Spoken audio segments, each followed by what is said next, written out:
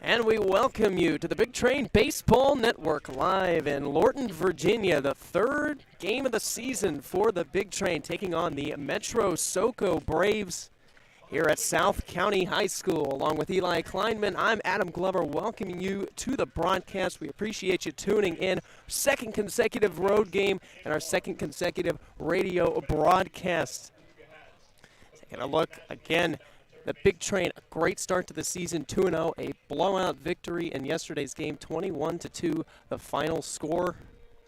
And we're going to go ahead and pause very briefly for the national anthem. We'll come back, we'll talk lineups and starting pitching. First pitch coming up in just a few minutes.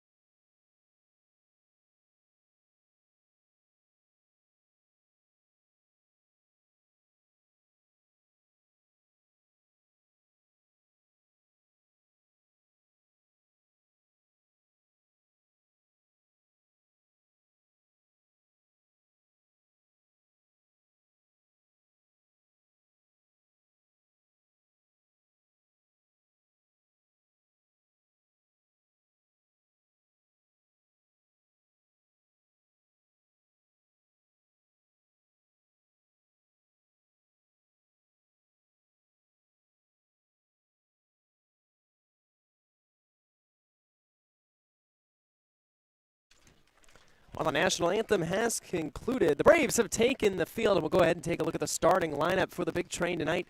Leading off will be the left fielder, John Long, followed by the second baseman, Casey Bishop, and the designated hitter, Jeffrey Hurd. 4-5-6, the shortstop, Chris Hakopian, the catcher, Teddy Ruffner, and the right fielder, Dean Twigo. Bottom half of the order, 7, 8, 9. Zeb Ruddle hits 7th in center field. Jason Schiavone over at first, he hits 8th.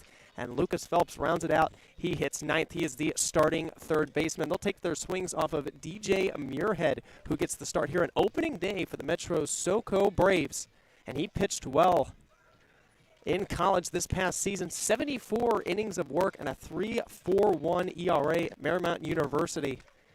So a lot of experience on the mound. He get tabbed with game one, and he's going to have to silence a Big Train lineup that has done extremely well this season through the first few games. Double-digit runs, and they have scored well in the early innings. Scored 10 runs in yesterday's game against Silver Spring Tacoma, and then scored 6 back on opening night against the Crop Dusters. So they've been a huge offensive team. 21 total runs scored last night. A 21-2 final, a mercy rule in 7 innings. Yeah, we're going to have to see how they get off to a start tonight. The lineup really doesn't change for the Big Train, and why would you change anything when you score 21 runs? Yeah, the only thing, a little bit different, the positions today. But you're in summer college baseball, you got to learn new stuff, and you're kind of shifting everybody around right now, and it's great to see that a lot of these guys have some good versatility. Colleges love versatility, and players love it as well, because it means they have a better chance to get in the lineup. And we'll look at the defense real quick for the Metro SOCO Braves. Left field, Caden Hillberger. Center field, Quinn Madden. And right field is Travis Illich, and I'll give you the rest in just a second as John Long stands in. And DJ Muirhead on the mound. Very nice day here in Lorton, Virginia. Very cool weather. Long in the batter's box. Muirhead kicks and delivers in the first pitch. A little low and outside, ball one. First pitch at 7:03 p.m. Left side of the infield, Jeffrey Coakley over at third. JT Landwehr at short. The right side, Bobby Leitzel at second. Catcher Halligan over at first. 1-0 delivery and a called strike behind the plate. Cole Fleming gets the start. The battery mate with DJ Muirhead out on the mound. 1 ball and 1 strike. Muirhead kicks and delivers. This one down low, 4 ball. 21 total runs, and they hit through the lineup in the first inning. Long had a walk and also struck out in his 2 plate appearances in the first and yesterday's game. Also reached 3 more times. Outside, 3 balls and a strike. A couple of walks and reached on an error. A lot of speed and has a chance to start this game off strong. 3 balls, 1 strike. Here's the pitch. Chopper over to first. That'll be taken to the bag unassisted for out number 1. Making the play over at first, catcher Halligan. So Muirhead able to battle back in that 3-1 count. Makes a good pitch, gets him to roll one over to first. Here's Casey Bishop, the starting second baseman. Nice and overcast day here in Virginia. And the wind blowing in ever slightly. First pitch is a called strike, 0-1. Again, long grounded out, Bishop up. Jeffrey Hurd, who had Bethesda's first home run of the season, waiting on deck. No balls and a strike. Pitch from Muirhead, a little high. And it evens up the count at 1-1.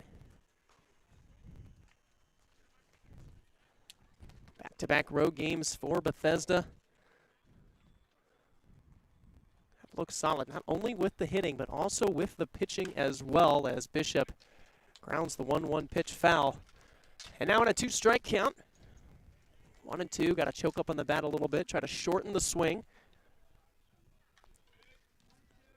Another good on-base guy as well. This would be really big if you could get the top 2 guys in this order out to begin the game. 1-2 pitch, Bishop out in front of it. And he fouls this one out of play, heading out towards the parking lot. So we'll do it again at 1-2.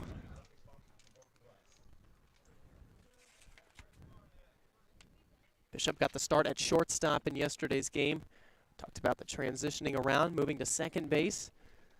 1-2 again. And low below the Lees. 2 balls and 2 strikes.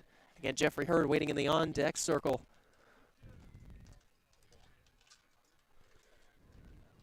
Two balls, 2 strikes.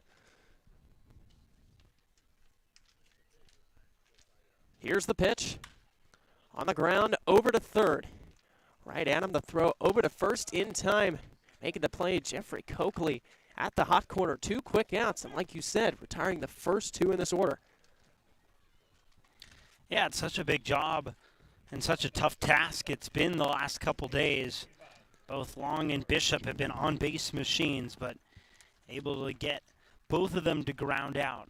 See if the Braves can get a 1-2-3 inning to begin this ball game. Jeffrey Hurd. That would be monumental because Bethesda has scored 16 runs in the first inning combined between the first 2 games. He takes a called strike, 0-1. Double-digit runs scored against both Silver Spring, Tacoma, and the Crop Dusters. A little bit of a closer game, though, in that exhibition game. We didn't broadcast that one live. As the 0-1 pitch misses outside for a ball. We didn't broadcast that one live, but the Big Train had to come back and win that game. Yeah, it took some late inning magic, 7-4 over the Southern Maryland Senators, who are a new team in the league. 1-1 pitch. A fastball that misses too high and outside. 2 balls and a strike. Yeah, new team, and they came out and they played very, very well. Kind of back and forth. The Big Train gave up a couple of home runs in that exhibition game. 2 balls and a strike. Down in the dirt, 3-1. So a chance at a 2-out base runner for the Big Train. See if Hurd can reach over to first. He had a couple of base hits in the first inning, one of them being a towering 3-run home run in yesterday's game. The first home run of the year again for Bethesda. 3-1 pitch and a called strike to work the count full.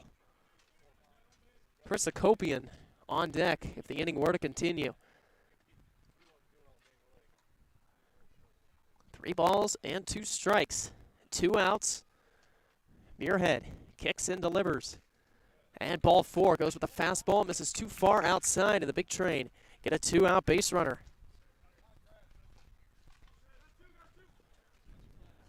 Real good plate appearance there. Chris Akopian now standing in, trying to keep the inning going.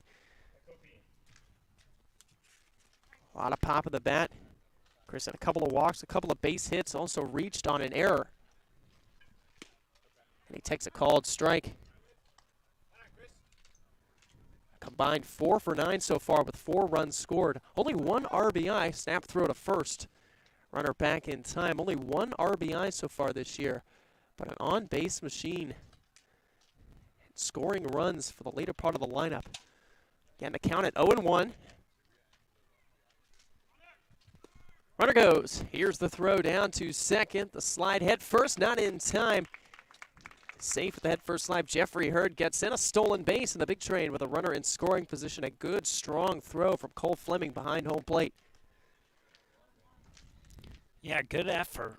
One of the closer ones we've seen, but Hurd just too fast and able to steal second. So it was a called ball. So the count at 1-1.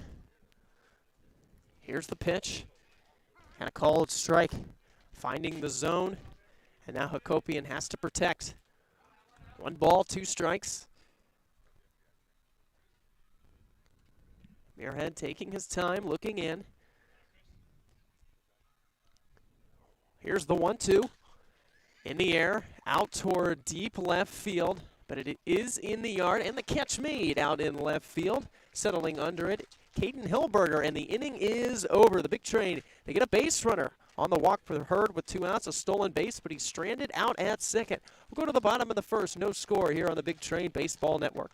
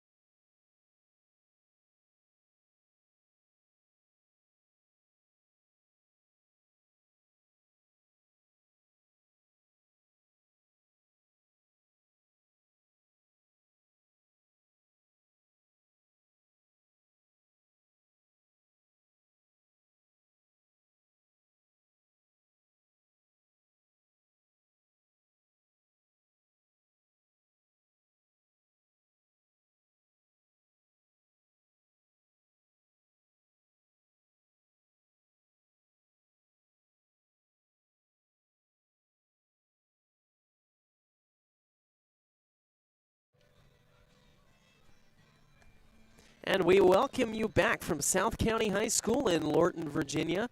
The big train got a 2-out base runner in the top of the first. Jeffrey Hurd was stranded, and Ryan Erdelschweiger will make his first start of the season for the big train. But here is the Metro SOCO Braves starting lineup on opening day for them.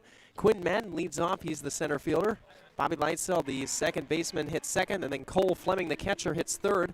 4, 5, and 6, the first baseman, catcher Halligan, the DH Braden Ramirez, and the right fielder Travis Illich. Bottom half of the order, 7, 8, 9, Caden Hillberger, the left fielder, then the shortstop JT Landwehr, and the third baseman Jeffrey Coakley. Earl Schweiger on the mound. This windup kicks and delivers his first pitch, bounces in the dirt. Teddy Ruffner again back behind the plate, with Jason Savoni being the starting first baseman. Here's the 1-0 pitch, and it's a called strike. Erdelschweiger finds the zone. Got some of his numbers in 2023, a 4.82 ERA at James Madison. 5 starts, but 10 total appearances, a record of 2-2, holding opponents to a .257 batting average. His 1-1 goes to the backstop again, 2-1. For him, it's the walks and the base hits. The strikeouts are up 26 in 28 innings, but 28 hits in those 28 innings, not to mention 21 walks as well. 2 balls and a strike. Here's the pitch. Breaking ball chopped over to third. Phelps with a throw to first in time for the first out. And a really nice job by Schweiger behind in the count, but induces the ground ball and able to start off his outing exactly how he would like to. Again, Phelps back over at third. He has played every game down there at the hot corner so far. And we'll look at the defense here. Left to right in the outfield, John Long in left, Zeb Ruddle in center, and Dean Twigo out and right. We'll give you the rest in a second. Schweiger kicks and delivers. And the first pitch to Bobby Leitzel. A little low for a ball, 1-0. Left side of the infield, again, Lucas Phelps over at third. Chris Hakopian gets the start at short. This one misses down low for a ball. Right side, Casey Bishop gets the start at second. And over at first, Jason Schiavone with Teddy Ruffner behind the plate. Same names, just different positions today for many of these guys. On the ground, out towards second. Bishop gets his first opportunity. He throws over to Schiavone in time for out number 2. And both pitchers doing a nice job getting ground balls early. A pair of ground balls in the top of the first, and Schweiger getting ground balls of his own in the bottom. Yeah, slowly hit as well, meaning the Braves aren't making real good contact right now. Cole Fleming, the catcher, standing in now with 2 outs. Schweiger's first pitch. A little low and outside for a ball, going back to the fastball. What's important to note that the field they're playing on has a entirely grass infield. The only spot there's dirt are right around the bases. Breaking ball in there for a strike to even up the count at 1-1. Yeah, definitely an interesting field. Center field also only 360 feet. You can see kind of right center. So definitely one of the smaller parks. A big swing and a miss here. Going off speed on the 1-1. 1 ball and 2 strikes. And center field not going to be that much further past that 360 sign. Yeah, and with that grass infield, the ball is just going to slow down quickly as it never will get that dirt. Goes back to the breaking ball, chopped. Oh, and it goes into left field. It gets past both Phelps and Hakopian, and it'll be a 2-out base runner. Looked like some miscommunication and went right over the glove of Phelps and Hakopian, trickled out to left for John Long. Yeah, that's just one of those plays. Phelps charges, and you have to on this infield because it's grass. All grass, that is. But it just went over his glove, and Hakopian was standing right behind him and never really had a good chance to field it after that.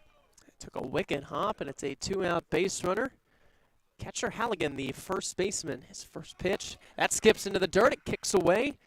And easily moving to second is Cole Fleming on the wild pitch. And they did rule it a hit. Yeah, I would have assumed it was just because of the wicked hop that it took. A little miscommunication, though, as Phelps tried to cut in front of Hakopian. Again, Hakopian, the starting shortstop tonight. So now a runner at second, 1 ball and no strikes. Schweiger now pitching from the stretch. Kicks and deals, and that one in the dirt. And it goes off of Ruffner, kicks away again, and moving to third easily, another wild pitch. Fleming advances 90 feet. And that's now 4 pitches from Schweiger in this inning that have kicked away from Teddy Ruffner, the catcher. And can't have another one with the runner at third.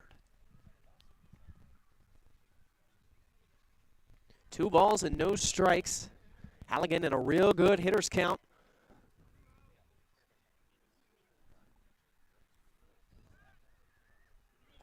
Schweiger kicks and delivers. Line drive out to short. Hakopian spears it, spins, throws to first in time. A great play by Chris Hakopian behind the second base bag, tracking that one down. A ball destined for center field, saving a base hit and making sure that run does not come in. We're through 1 from South County High School here in Lorton. You're listening to Big Train Baseball on the Big Train Baseball Network.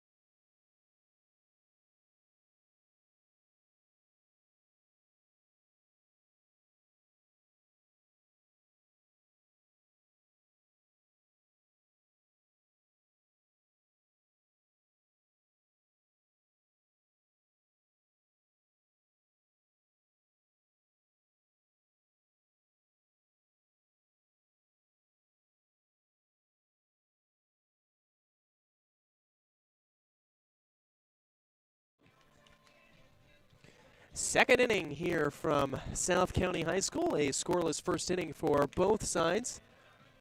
Metro SOCO with a base hit. They stranded a runner over at third. The Big Train had a walk in the top of the first. They stranded Jeffrey Hurd out at second. It'll be 5, 6, and 7 due up in the order. Teddy Ruffner to lead it off. Dean Twigo and Zeb Ruddle to follow. DJ Muirhead back out to the mound. Good mix of pitches in that first inning. A couple of breaking balls. Were able to retire a few of the Big Train hitters. The slow ground balls to the corner infielders. The first pitch of the second, a called strike to Ruffner. Good fastball on the corner. 0-1 the count. Again, just a nice breeze coming across the field, blowing from left to right. And a ball that skips in the dirt goes to the backstop. No one on base, no harm, no foul right now. But it does even up the count. Ruffner with 3 combined hits through the first 2 games. 5 RBIs, though. A run-producing machine so far. The 1-1 goes off speed and takes it down low.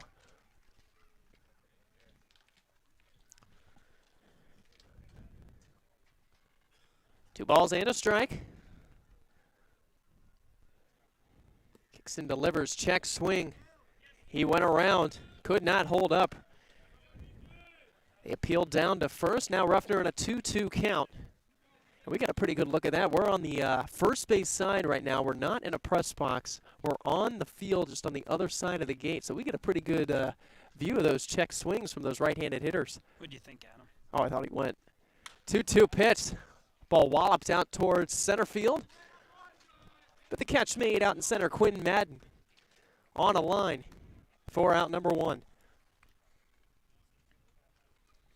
Really good start for the Braves, an offense that has been explosive early, but just the one base runner so far. We've had a couple of hard hit balls so far from Akopian and Ruffner, but right to the outfielders. Dean Twigo, starting right fielder in this game. Second consecutive game in right. He drives this one out toward left. This ball's going to fall in, a base hit, and it's the first hit of the game for the Big Train. Going opposite field on a fastball in. And Twigo reaches, continues.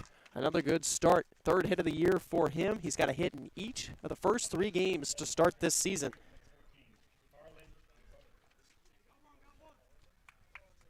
So here is Zeb Ruddle. 4 runs batted in for the LSU product. Muirhead out of the stretch. Kicks and delivers, goes with a breaking ball. Off the glove and kicks away. Twigo doesn't advance, though. So a ball and no strikes, a breaking ball that Cole Fleming just could not handle behind home plate.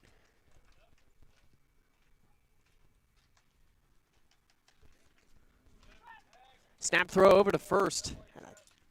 Not in time as Twigo dives back into the bag. The count's still at 1-0 on Ruddle. Muirhead kicks, deals on the ground off of Muirhead's glove, goes to second. The throw over to first in time. Bang, bang play. A good play by the second baseman, Bobby Leitzel. Off the deflection from DJ Muirhead to still get the out over at first. But Twigo able to advance to second. Yeah, really nice play by Leitzel at second. Has to readjust and able to get the speedy Ruddle. Close play, though, at first. So for the second consecutive inning, a runner in scoring position with 2 outs. Here's Jason Schiavone.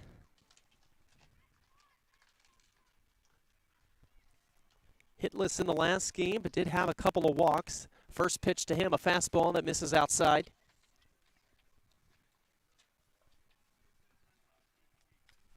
One ball and no strikes.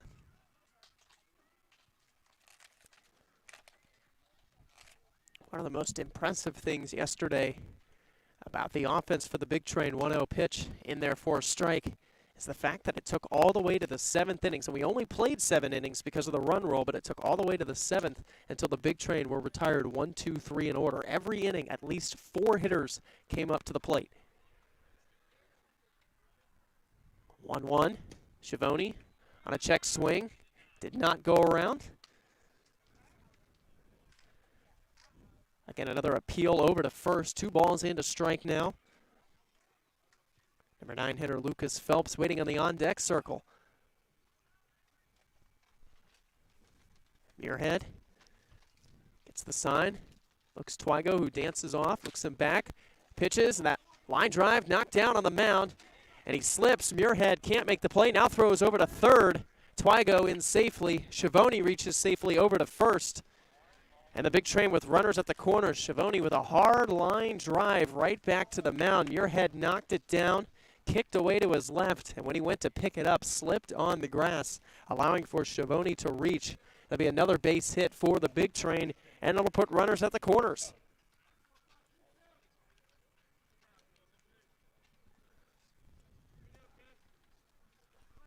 So now it's the number 9 hitter, Lucas Phelps.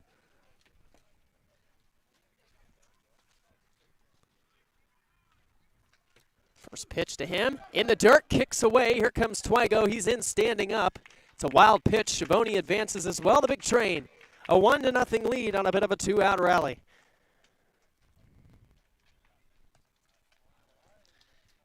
Yeah, it's great base running from the big train. Nothing leaves the infield after the Twygo single, but able to score a run and take the early lead. It has not come as easy tonight, but still able to get in front. Count at 1-0. Locates it in the middle of the zone. A strike to even up the count. Top of the order, and John Long waiting on deck. Muirhead would love to get Phelps out here, limit the damage. Another one in there for a strike, going back with the fastball. Phelps behind 1-2. Schiavone off second. Again, he also advanced on the wild pitch. Muirhead looks him back, 1-2. Fastball misses way upstairs, and it evens up the count. Certainly a trickier angle for us, again, on the first base sideline on the other side of the gate, next to the big train dugout. No stands behind home plate, only bleachers on both the left and first base line. So there's one in the dirt, and the count will go full to 3-2.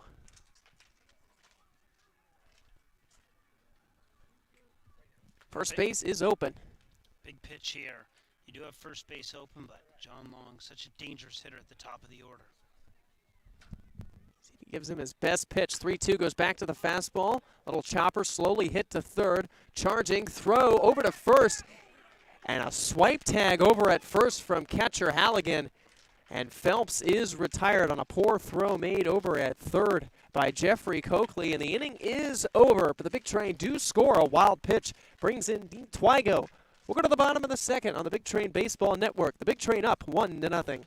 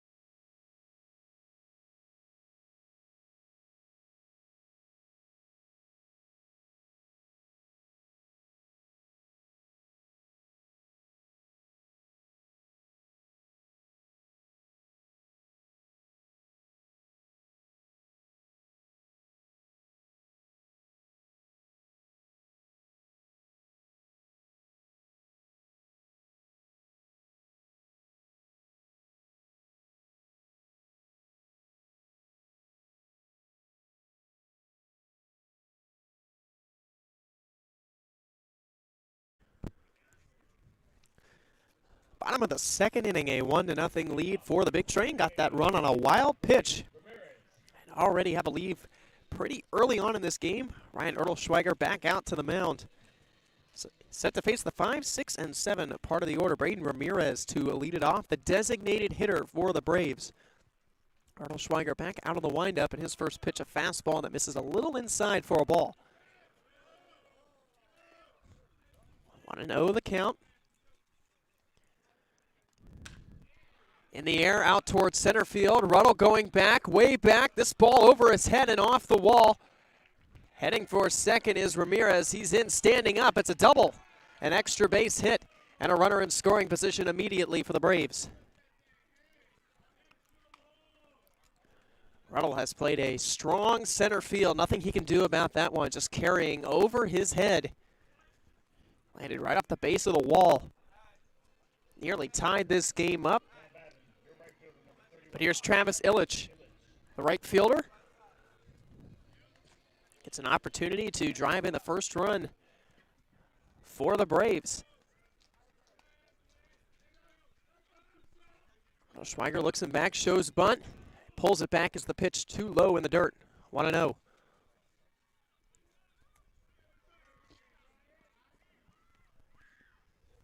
Ball and no strikes.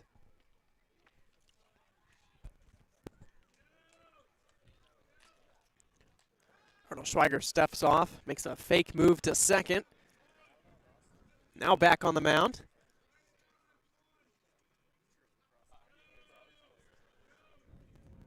1-0 pitch, shows bunt again. Now throw back to second. It goes into center field. A bad throw from Ruffner. Ruddle backing it up, but easily making it to third is Ramirez. On a poor throw, that'll be an error. Illich did go around on the bunt attempt, so Ramirez was a little far off the bag. Ruffner tried to throw it back, but it got past Jacoby and went into center field.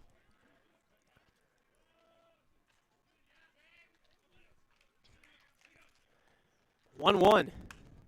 Swings, fouls this one back out of play, headed towards the football field.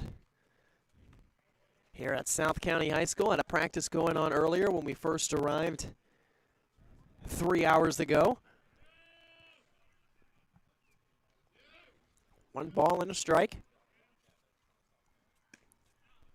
Big swing and a miss, and that's, check that, that's 1-2 and a strikeout. The first one for Erdelschweiger, he goes down for the first out, so a big out for him after that runner advances over to third.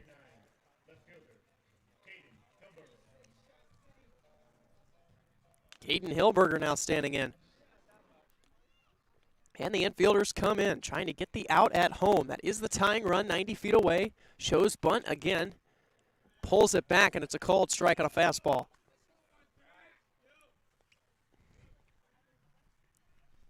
Owen won the count.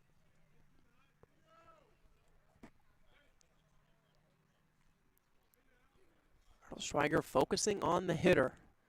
Kicks and delivers a fastball that misses too far upstairs. And it evens up the count at 1-1. JT Landwehr, the starting shortstop, waiting on deck. On the ground to short, Hakopian will have to go to first. Schiavone wasn't covering, but then gets over there, makes the play for out number 2, but a run comes in and scores easily. Ramirez making it home, and we have got a tie ball game at 1. Hilberger drives in the first run of the year.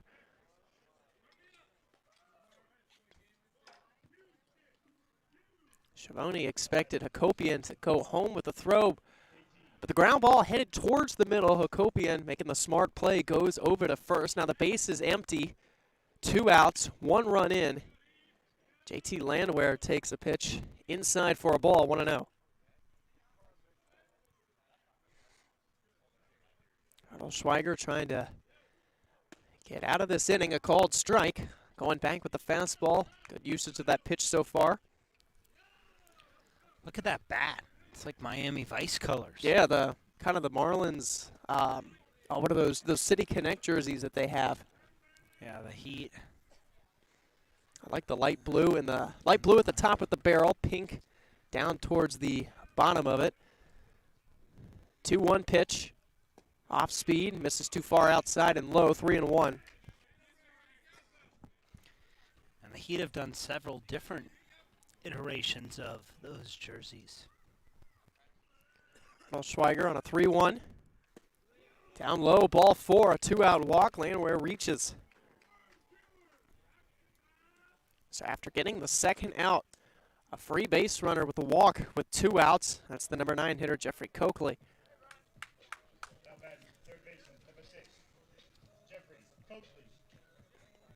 Trying to get the final out of the second, send it to the third.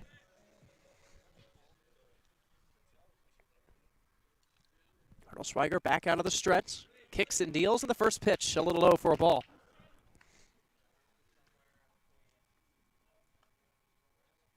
Again, we are on the first base side, on the opposite side of the fence, past the dugout, so high and low, pretty easy for us to tell. It's those corners when it gets tough. That one's in there for a strike, going back with a fastball.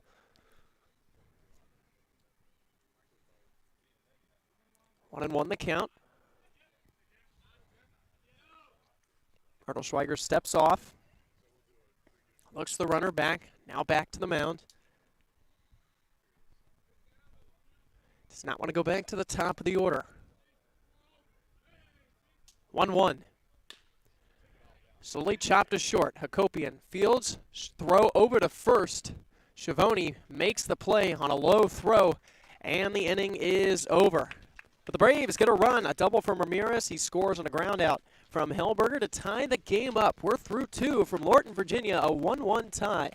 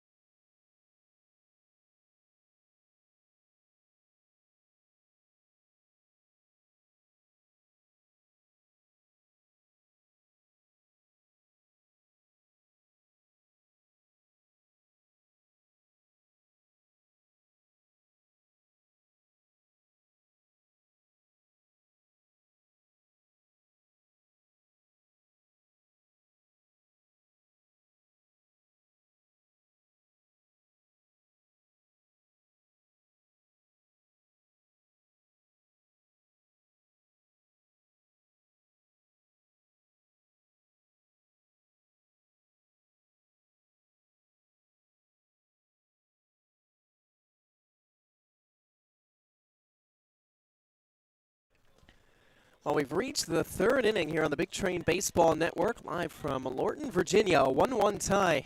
The Big Train and the Braves both scoring a run in the second inning, and we're back to the top of the order. John Long to lead the inning off. 1 run came in again in the bottom of the second. 1 runner was left stranded. Hakopian making the final play on the ground ball, so now Long takes the first one down low for a ball. DJ Muirhead back out to the mound. Grounded out over to first in his first at-bat. 1-0 pitch. Back with a fastball. Cold strike at the knees, and it evens up the count. And this is the part of the lineup that the Big Train have gotten so much production from so far this season.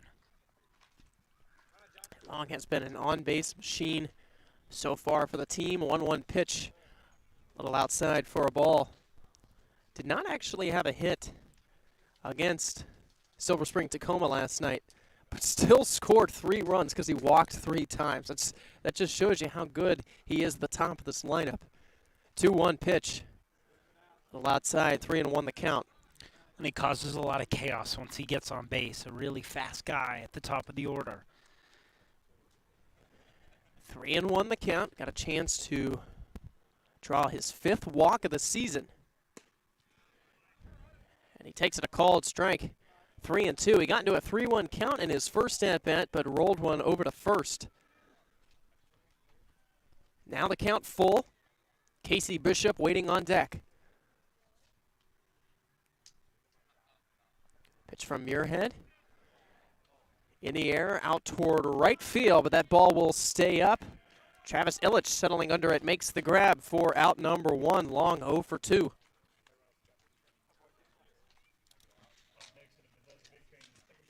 We talked about a little bit earlier, Muirhead played extremely well at college this past season.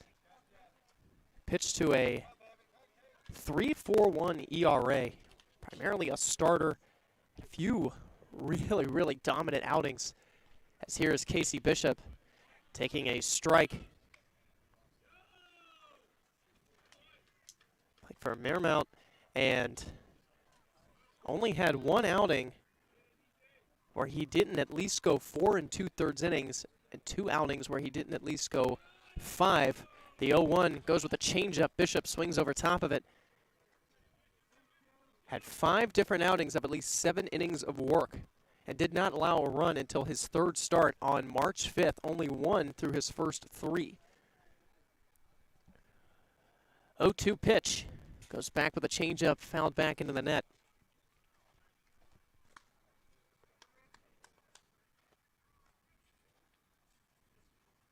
Only start against Christopher Newport. He went 2 2/3 innings on March 18th, 7 earned runs. Only had 2 outings. There's a breaking ball on an 0-2 pitch that's fouled off. Only had 2 outings where he gave up more than 4 runs, and only 3 where he gave up more than 3. Was one of the bright spots on that team this year. Bishop still in an 0-2 count. Muirhead kicks and delivers, goes back to the fastball. Strike 3 call. Bishop knew it immediately, and he is retired for out number 2. Muirhead with his first strikeout of the game.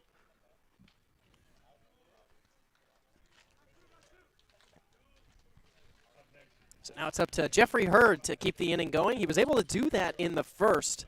Drew a walk, ended up stealing a base, but was stranded out at second. Has an opportunity here again. First pitch with a fastball that misses too far outside. Yeah, Hurd's had a great start to the summer. The big home run yesterday, but shown an ability to reach base in numerous ways. Want to know the count? Muirhead goes back to the fastball and a called strike in the corner. 1-1 the count. Both teams with 2 hits apiece. The Big Train do have the 1 error and 1 run each as well. Still early on in this game, and Muirhead will step off. Hurd was sitting on fastballs all game yesterday. We'll see if he's sitting on one here. 1-1. It is a fastball. He doesn't swing at it. A little high and outside. 2-1 the count. Chris Hakopian, the cleanup hitter, on deck if Hurd reaches.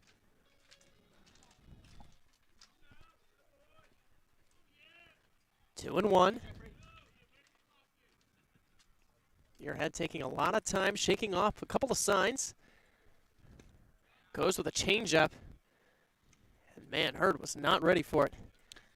Yeah, not the pitch he thought he was getting, and just really a swing that was coming too late and never really had a chance. Again, sitting on that fastball. Now the 2-2 goes back to the changeup, and he swings over top of it. Back-to-back strikeouts to end the inning. So the Big Train are retired in order, 3 up, 3 down. Muirhead looking strong through 3. We'll go to the bottom of the 3rd. A 1-1 tie from Lorton.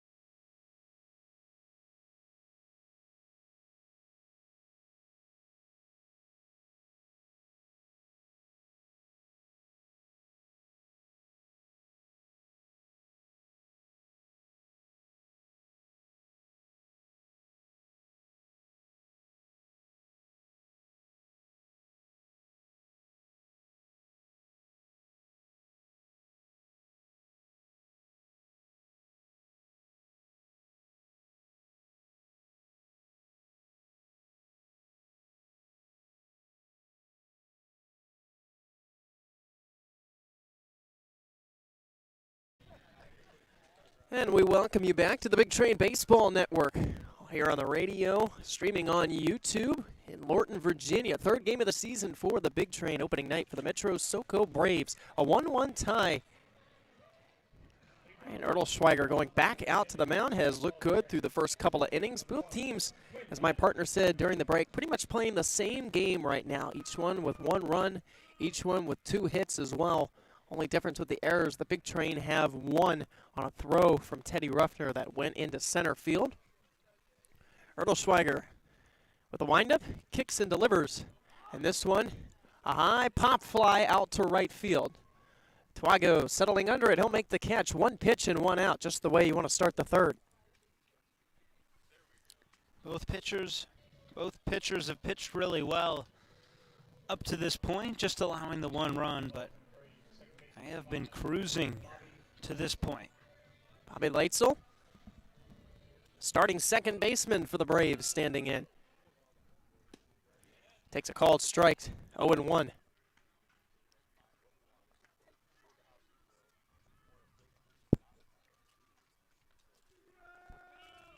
Also goes to Marymount University. Takes a fastball a little low for a ball.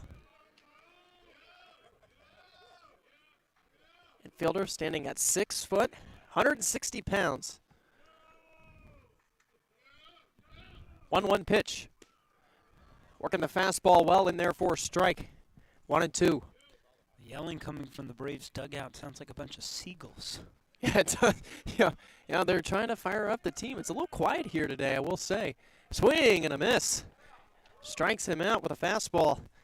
And they'll throw it around. 2 quick outs here in the third.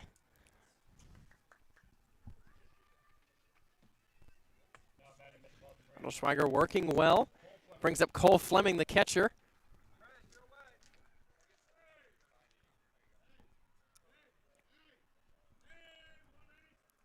Going to get a base hit in his last at-bat. If you remember, it's that first one misses low.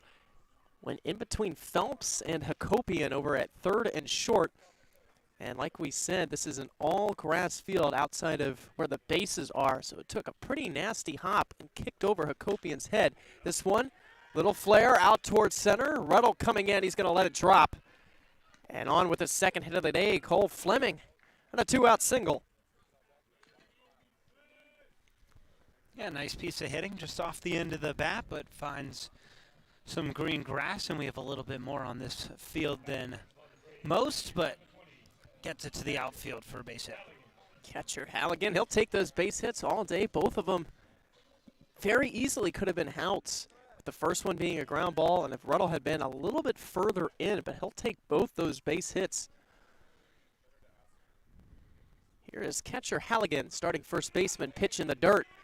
And a good block behind home plate by Teddy Ruffner.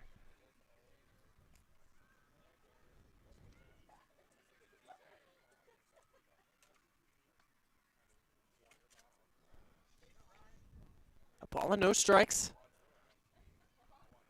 Erdelschweiger trying to get out of this inning. In the air to right field. Twigo coming in, making the grab on the dropping line drive.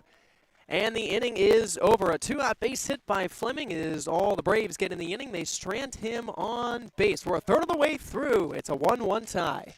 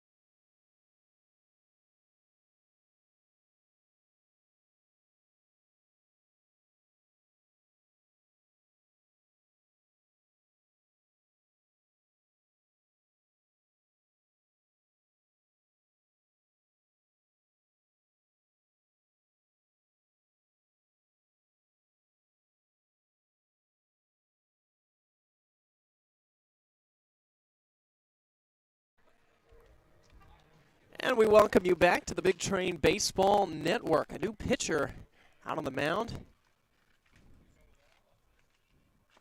Andrew Shabe from Marymount University will be the new pitcher, a left-hander. 6'1", 185 pounds. Took us a second to figure out who he was. His number on the roster listed differently. 4, 5, and 6 due up in the inning. Chris Akopian to lead this one off. A fly out to left field in his first at-bat back in the first. A 1-1 tie here from Lorton, Virginia. Shea with his first pitch. Down low for a ball.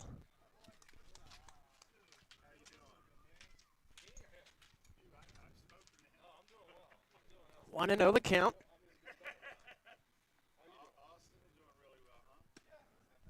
This one taken by Hakopian, too far outside.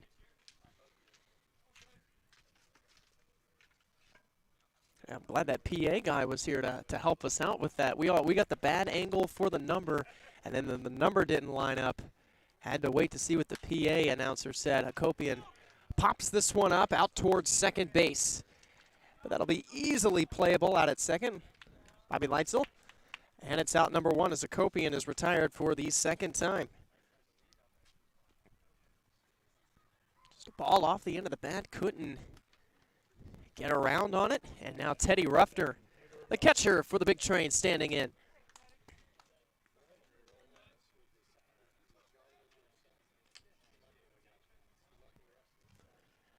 Big Train with, as the first one is down low for a ball, the Big Train, an opportunity to face a lefty now. Get some at-bats early on in this season. See quite a few of them, believe it or not, through these first 3 games, if you include the exhibition game. Ruffner shatters his bat, grounded out towards second. Easily retired as Ruffner, the bat headed towards third base. That's the first time this season, of course, playing in the Wooden Bat League, a broken bat. This one breaking right towards the bottom. Did not barrel it up, it just trickled it over to second. Well, he disagrees with your last statement. That's right. We have the shotgun mic over here. We can pick up what the players say. So 2 outs, both of them going over to second base. Dean Twigo, lefty on lefty matchup.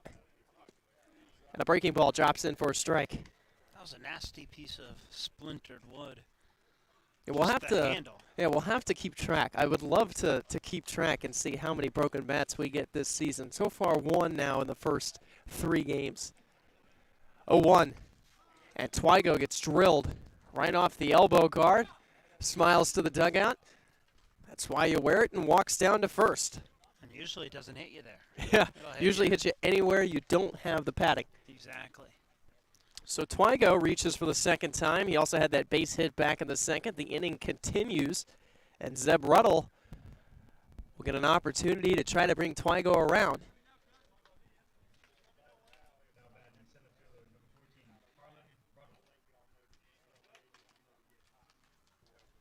Runner over at first, another lefty on lefty matchup.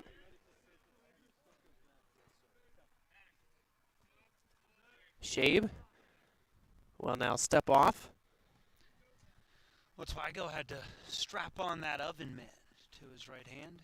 Not actually, it's a protective guard for your hand when you dive, but looks like an oven mitt. And we see it more and more at every level now. Ruddle standing in, the first pitch to him, a fastball in there for a strike. Also gives you like 2 extra inches on a dive. 0-1 the count. Shabe taking some time, kicks and delivers. It's a called strike. So Ruddle falls behind 0-2. Now got to protect. Shabe kicks and delivers a breaking ball that drops in the dirt. And Twigo will head over to first. Originally took a bit of a jump, but heads back. 1 ball and 2 strikes.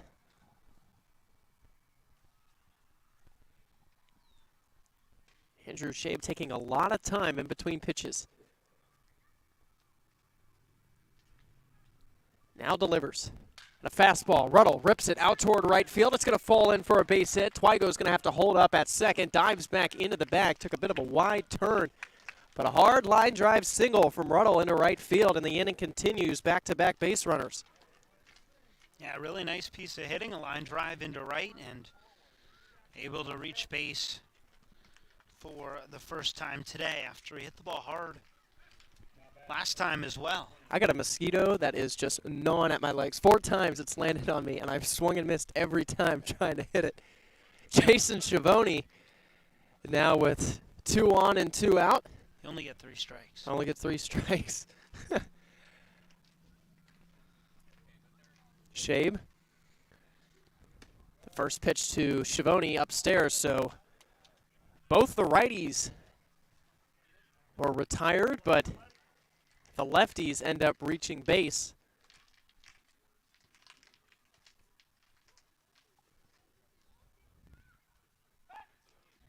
Does a fake pickoff move to second. Twygo easily making it back. Sometimes pitchers just do that, just to step off the mound, get a bit of a breather. But you got to make that move so you don't get called for a balk. 1-0 the count.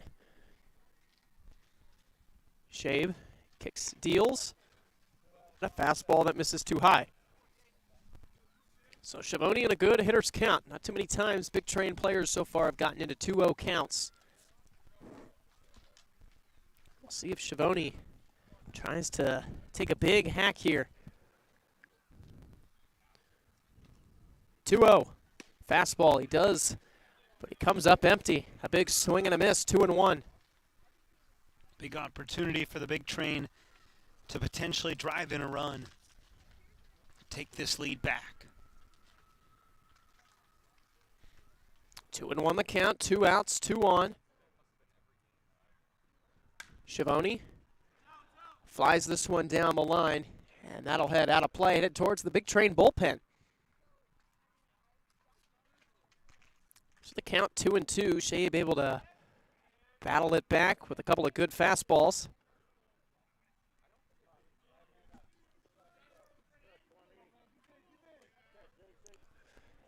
Two balls, 2 strikes. Here's the pitch. On the ground, down the line, but foul. Just pulled it a little far. That's going to be the trickiest spot for us, is anything down that line, because it kind of goes downhill a little bit. So if it rolls down in that corner, both of us are going to have to stand up to kind of see what's going on. Off our stools. Off our stools, that's right. We're working with stools tonight. Don't have the nice fold-back chairs. 2 balls, 2 strikes. Shabe to Schiavone. Breaking ball. Just missed. A little outside, says the home plate umpire. And the count goes full 3-2, meaning the runners will be off with the payoff pitch. Lucas Phelps on deck. 3 balls, 2 strikes, 2 outs. The payoff pitch. And Schiavone draws the walk. And he reaches to load the bases. 3 consecutive 2-out base runners. And the Big Train are threatening.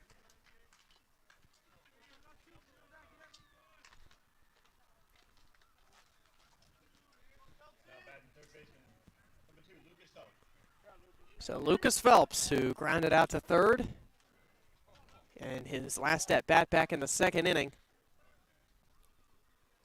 With the bases loaded. He takes the first one down low for a ball. Like a sinker, if I'm not mistaken. Had some good velocity to it.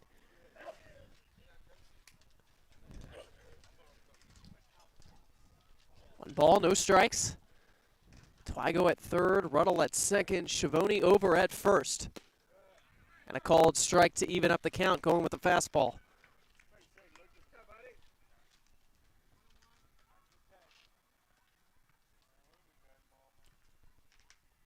1-1 the count.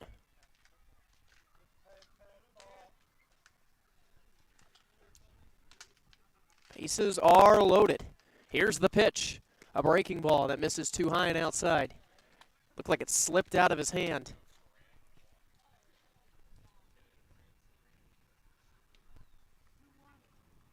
Two and one the count.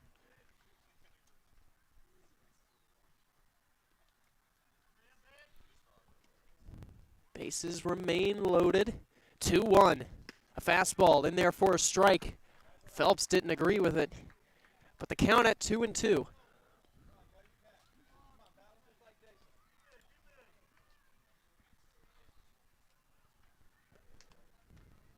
big opportunity in this game.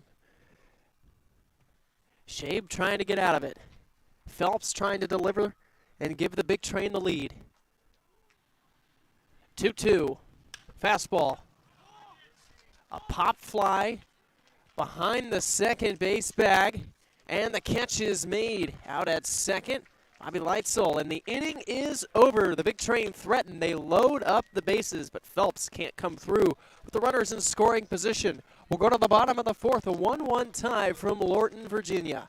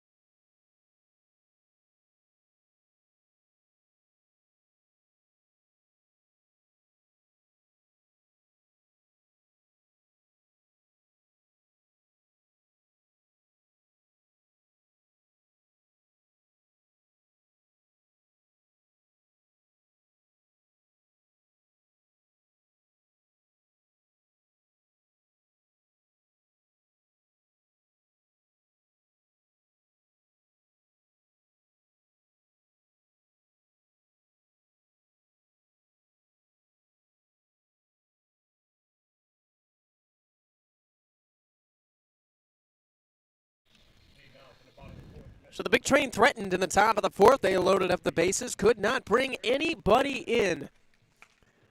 Phelps ended up popping out to second. Ryan Erdelschweiger back out to the mound, facing the 5, 6, and 7 part of the Metropolitan South County Braves lineup. Chopper slowly hit to third. Phelps charges, throws to first. Schiavone keeps the foot on the bag on a high stretch for out number one.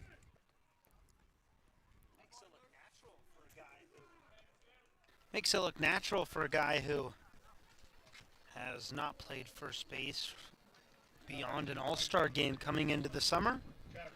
We talked about that a few times. Kaylee Tallman, our on-field reporters, talked to him about it, getting an opportunity early on this season. This one flared down the line. This is Travis Illich, the right fielder.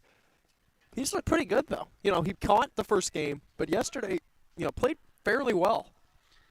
Picked a couple balls out of the dirt. A natural. We'll see how much more he plays this season over at first. 0-1. A little upstairs. Obviously not everyone on the big train are here just yet, but with regionals and soon to be done and super regionals soon to occur, some of these players will soon come in. The 1-1 misses. Again, Illich the hitter, Erdelschweiger the pitcher. 2-1. Down low for a ball. Count goes to 3-1. Only one walk so far through the first 3 innings for Ryan Erdelschweiger when he walked Landwehr in the second with 2 outs. 3-1. And a called strike. Illich thought it was ball 4, started to walk down to first. We'll have to come back.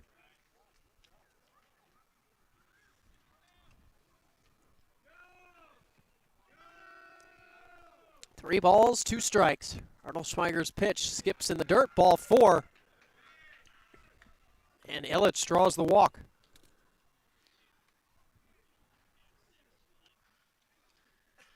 Yeah, good at bat from Illich, just able to battle long enough to get on first, and all of a sudden the Braves have the go-ahead run on the base paths. Yeah, something we haven't seen this year, a pitcher's duel. I kind of like the change of it. 21-2 is nice last night, but I like the closer games, in my opinion, more than the blowouts. First pitch to Caden Hillberger, misses for a ball. Certainly keeps you on the edge of your seat, or in our cases, stools a little bit.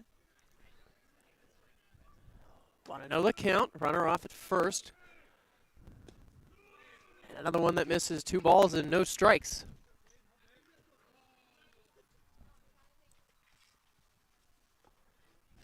The wind has pretty much stopped here at South County High School.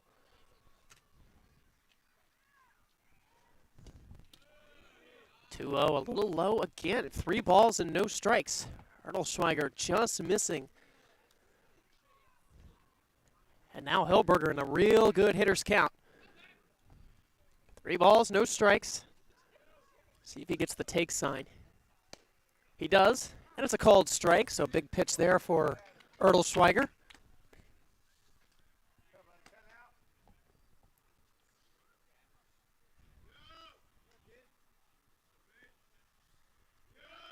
Runner over at first, 3-1. And a big swing and a miss going back to the fastball. Erdelschweiger with a couple of good pitches back-to-back, and the count goes full. Would love another ground ball. That's what I was thinking. Nice double play. Get him out of this inning. First start of the year. They're not going to work him too long. Runner goes. 3-2 is lined. Picked at short by Hakopian. He makes the throw to first, and they're going to say Schiavone was pulled off the bag. Hakopian's throw not there. Made a heck of a pick out at short. The throw just slightly pulled Schiavone off the bag. And now it's runners at first and second, and they're going to go ahead and rule it as a base hit. It was a bang-bang play. The official ruling is a base hit. So first and second, 1 out. JT Landwehr, the shortstop, with an RBI chance and a good pick in the dirt there by Teddy Ruffner. Ball 1. I don't know how you can. I just wrote it as an error in my book. Rule that as a hit.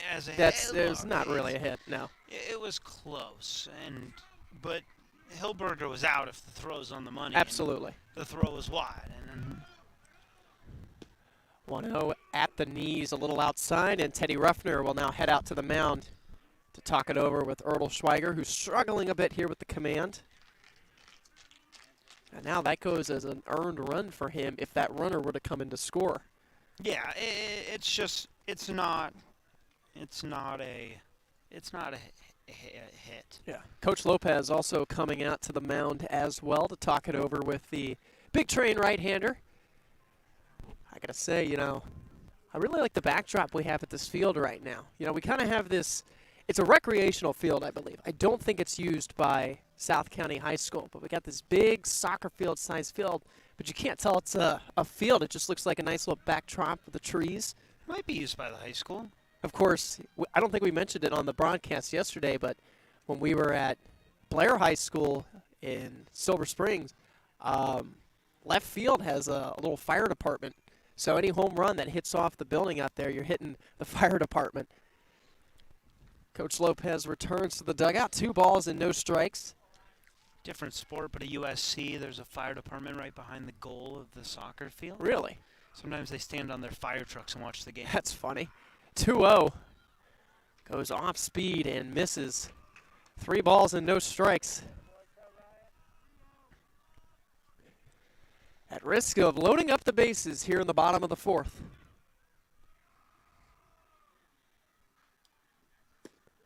And a fastball misses too low, a 4-pitch walk. And the bases are loaded, the second walk of the inning. And the 3rd walk in total for Erdelschweiger in the first 3 1/3 innings of work. Got that 1 pitch out to start the inning and has struggled since. And this becomes a huge at-bat.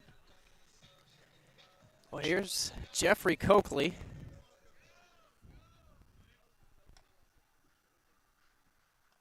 Bases loaded, only one out. Ground ball still gets you out of the inning.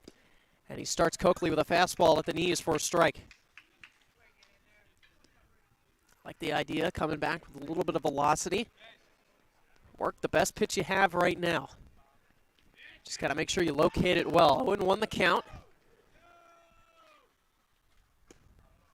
A breaking ball in there for a strike. And immediately, Erdelschweiger looks like a completely different pitcher. 0-2. Now you can hunt for a strikeout. A ground ball would suffice. So would a pop-up. If you work it low, just got to make sure you don't spike it in the dirt. Wild pitch gives them the lead. 0-2. Erdelschweiger out of the stretch, kicks and delivers. There's the breaking ball. It's in the dirt. Here comes a runner, and he's in standing up. Right on cue, a wild pitch. And the Braves take a 2-1 lead. Both runners also move up as well. Hilberger to third, Landwehr to second. Just tough, trying to go back to a breaking ball, spikes it in the dirt. I think the ball bounced even before it got to home plate. Teddy Ruffner behind home plate tried to backhand it and just could not make the play. A wild pitch, and that's how 2 of the 3 combined runs have scored today, and the only other one on an RBI groundout. Infielders come in, runners at third and second, 1 ball and 2 strikes. Erdelschweiger goes with a changeup, gets a big swing and a miss, a strikeout for out number 2. And that was the strikeout he was looking for. With a runner at third, but already allowed the 1 run. It comes back with a real good pitch. That one just dropped down right below the knees. So 2 outs, has a chance to get out of this, limiting the damage to just 1 run. 4 hits again in total now for the Braves after the throw from Hakopian was ruled a hit. And we're back to the top of the order. Quinn Madden, the starting center fielder, takes a fastball in there for a strike.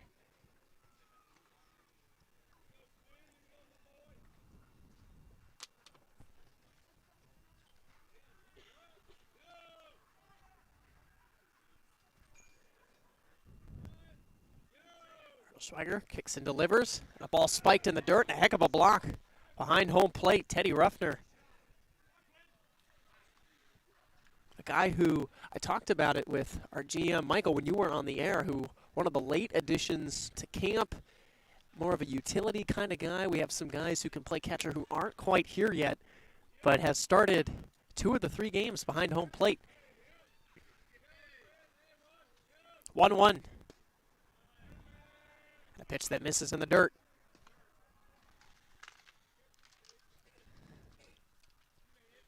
He's looked good behind the plate and at the plate so far this season. Yeah, very valuable piece so far to this team. They needed help. They needed to get a guy in here who could play, and he's done just that. 2-1. And a ball skied in the air over to third. Phelps coming in and making the catch, settling under it.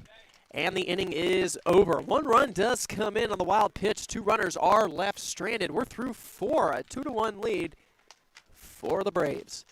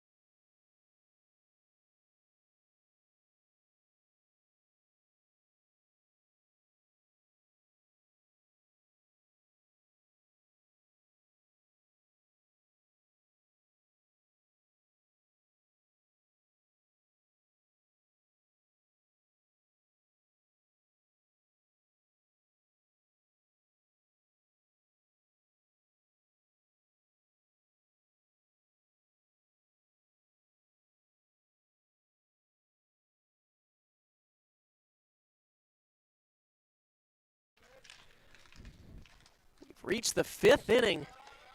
We appreciate you tuning in here on the Big Train Baseball Network. Eli Kleinman, Adam Glover, welcoming you. A 2-1 lead right now for the Braves on their opening day, 3rd game of the season for the Big Train. We're back to the top of the lineup. Andrew Shea back out to the mound. John Long to lead this one off, and 0 for 2 days so far. First one from Shea, a high fastball that misses way up in the zone.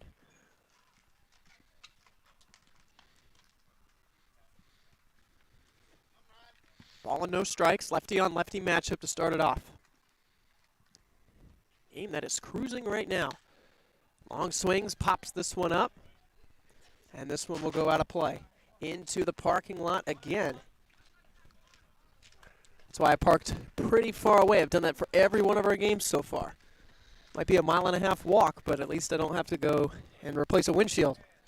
Yeah, you have to map out what's the risk and what can take more time. You'd like a risk manager. 1-1. That ball skipped in the dirt, bounced before home plate. 2-1 the count. Help you find the perfect parking spot.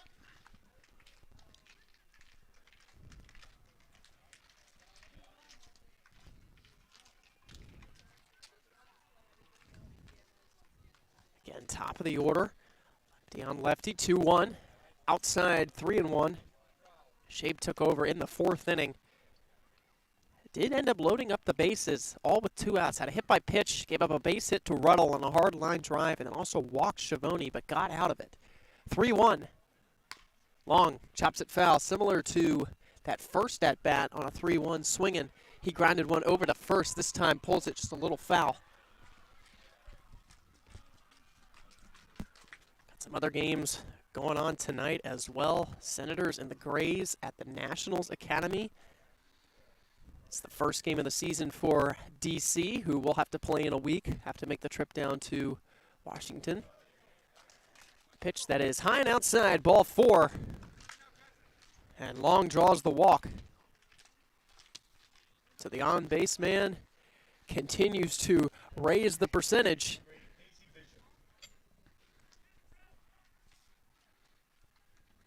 Crop Dusters and Gaithersburg also playing tonight. Gaithersburg, their first game of the season. And the Aces, who we play tomorrow back at Shirley Povich Field, also opening day for them as well. Here's Casey Bishop. Big Train getting a leadoff base runner for the first time in this game. Drops a bunt. Down that line, it's a fair ball, picked up, throw to first, in time, bang, bang, play. Big Train didn't like it, Bishop didn't like it. It goes as a sacrifice bunt.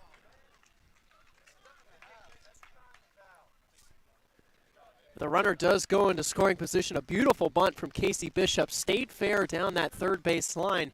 Can't put it down any better than that. That was a perfect bunt. Nice play by the catcher to get out there and make it close, and then gets the call for out number 1. Well, here's Jeffrey Hurd, the designated hitter, with a chance to drive in the tying run. Long off at second. Shabe looks him back, now kicks and delivers. A ball that bounces in the dirt, a good block behind home plate. Cole Fleming keeping it in front of him.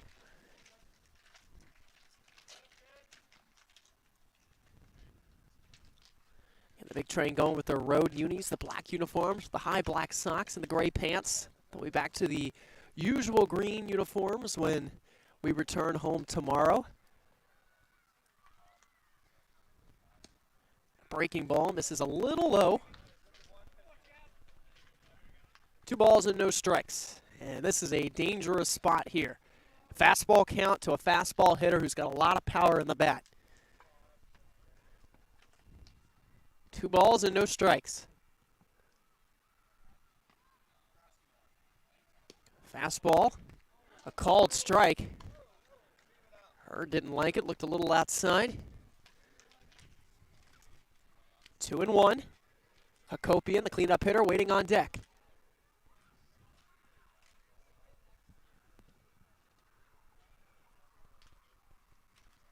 Two balls and a strike. Looking Long back again, taking his time. Shabe deals one in the dirt. 3-1 the count. Got a hitter's count for Hurd. With a runner at second, you wonder if just want to work around him. Well, you got Hakopian, and then you got Ruffner coming up. Two big run producers as well. This is not an easy part of the lineup. Really, nowhere in this lineup is easy for the big train. 3-1. Ball 4. Hurd for the second time today draws the walk, and that puts runners at first and second, but it does set up the double play chance.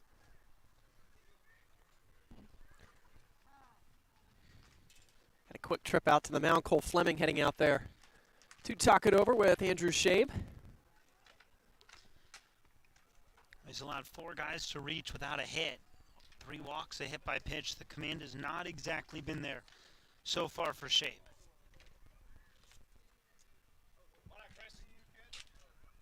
So Chris Hakopian, who's had a couple of opportunities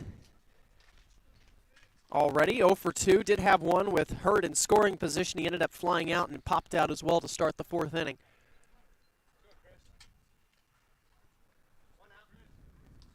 Runners at first and second. Ground ball likely gets the Braves out of the inning. Hakopian crushes this one out toward left field, and the catch is made out in left field. Long and Hurd will both have to retreat. A heck of a play out in left field. Hilberger making the play. Hakopian really barreled that one up, just could not get it down, and allowed out number 2.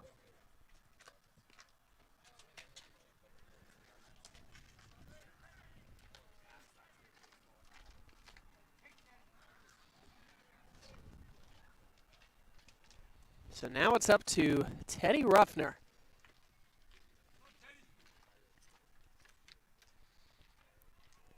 First pitch to him, a fastball in there for a strike.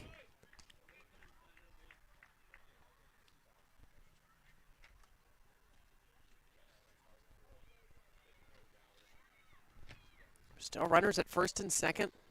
Long, of course, gone on with a walk. Hurd as well. 0-1. Breaking ball in there for a strike. And Ruffner now got to protect. 0-2. Big Train have not hit well with runners in scoring position.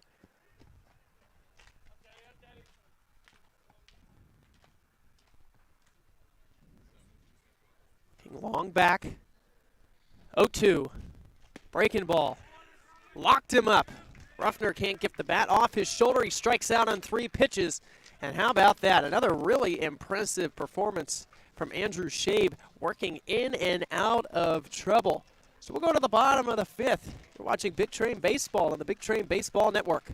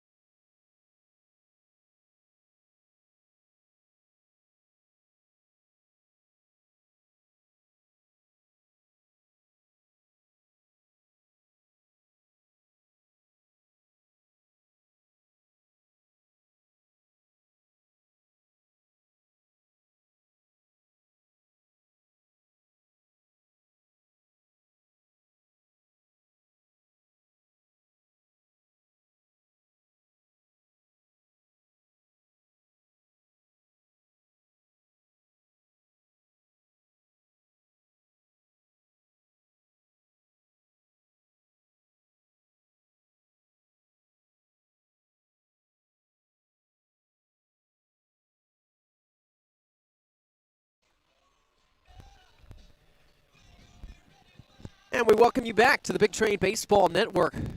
Currently live from Lorton, Virginia. A lot of changes coming this way, starting with Davian Hickson, the new pitcher right now for the Big Train. The right-hander takes over. We'll get numbers on him in just a second, but more importantly, Chris Hakopian out of the game right now. Had that hard line drive and did not return to the field. So Casey Bishop moves over to short. Lucas Phelps moves from third to second, and Brandon Cassidy from Christopher Newport will play third base. So a lot of changes here.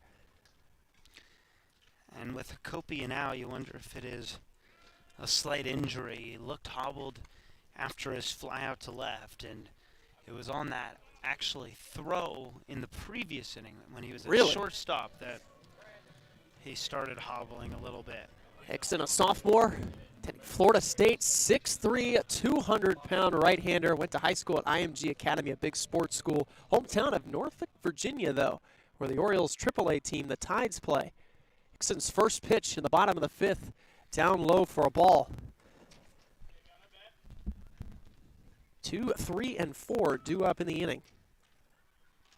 Bobby Lightsell to lead it off. An 0 for 2 day. Hickson's 1-0. A little low again and falls behind 2-0.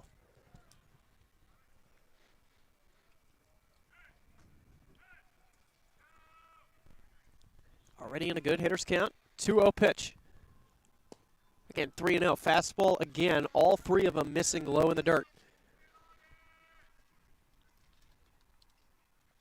Again, the changes. Bishop moving from second to short. Phelps moving from third to second. And Cassidy coming into the game, playing at third. There's a called strike on the 3-0. So we hope everything is okay with Chris Hakopian. Cassidy, a two-way player, so not just sticking a pitcher over at a position he's never played.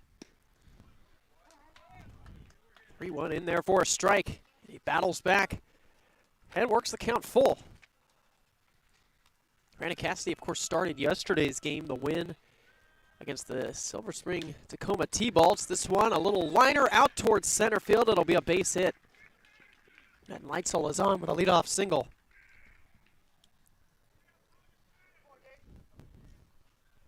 Good job to my partner Eli as well for helping me out, figuring out all the changes. That's what we're here to do.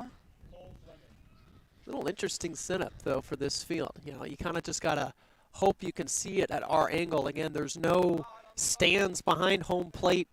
The only stands are bleachers down the first and third base line. Here's Cole Fleming. Ball skips in the dirt, gets away as it'll be a wild pitch. Teddy Ruffner going after it. And a runner in scoring position, a big insurance run for the Braves.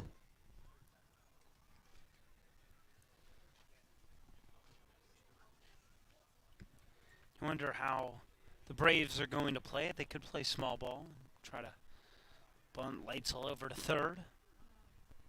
But they do have their three-hole hitter who's reached twice on 2 hits up at the plate. 1-0 is a miss outside on a fastball, 2 balls and no strikes. Yeah, I think they'd let him swing. You know, we're in the 5th inning. They have outs to play with in case this game gets tied up. And why not rely on the guy who's picked up multiple hits today to try to pick up another and drive in a run.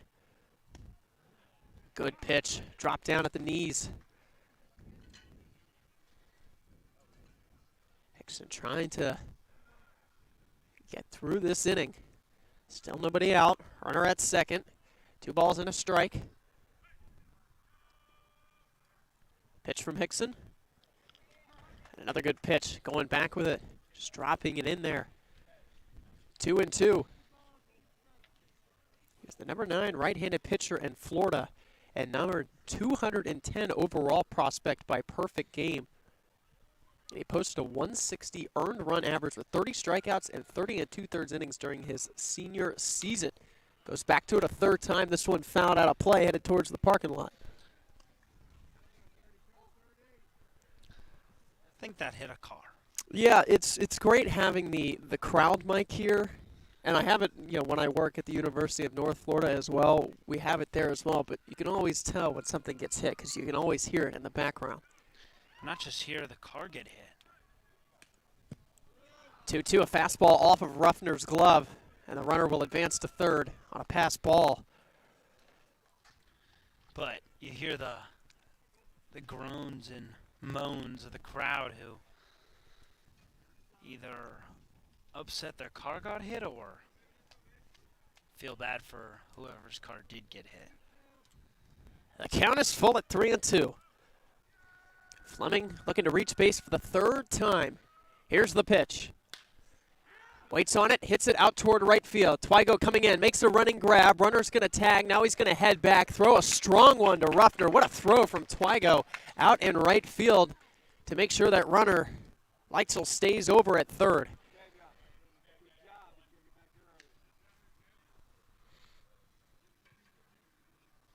Yeah, really nice job in right field by Twygo. Good read, able to use every inch he had to make that catch, leaning over, and then comes up and rifles one home. Keeps this a one-run ball game at the moment. That was the first out. I'll tell you what. It's the first pitch is a strike to Halligan. The defense, specifically in the outfield, this season for the Big Train has been extremely good. We had error problems on opening day. It was really the infielders not doing too great. Did not have one yesterday as the 0-1 is swung on and missed. A changeup in the dirt. And Davion Hickson ahead 0-2. But the outfield has played really well, especially Twygo. And, of course, Twygo started at first base on opening day and made a great over-the-shoulder grab running in foul territory the game against the Crop Dusters at Shirley Povich Field. 0-2.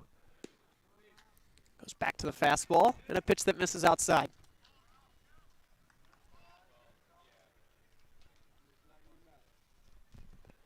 Infielders come in.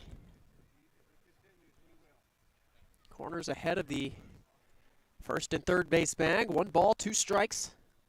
Davion Hickson looking for a big out number 2. Kicks and delivers.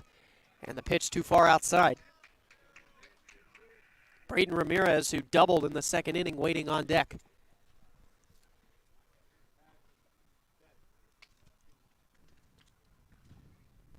Two balls, 2 strikes.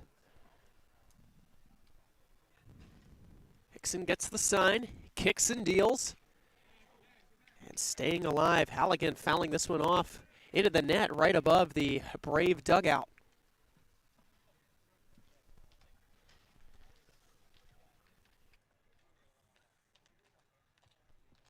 Two balls, 2 strikes. Again, Fleming flew out to right field on that great catch out and right by Twygo. Runner still at third. 2-2. And he drops a changeup that goes too low in the dirt, and the count will go full. Halligan 0 for 2, so if he were to reach, it'd be the first time today.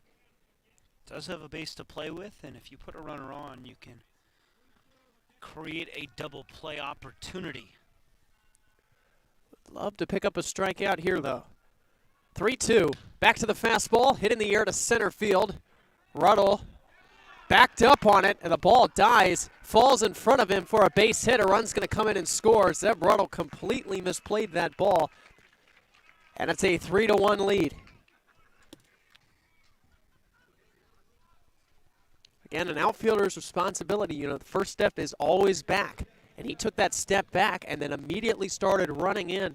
That ball just kind of died in the air. There's no wind either, so that ball just looped in. And just not the best to read in center field, and I'm not sure he makes the catch even if he gets the right jump, a good jump. Just did not have a lot on that swing. Hickson's first pitch to Braden Ramirez misses for a ball.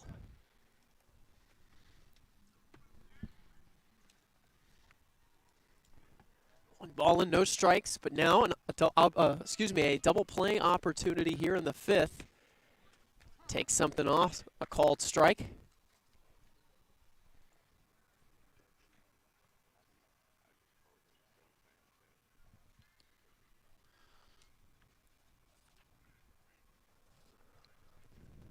1-1 the count, 1 out.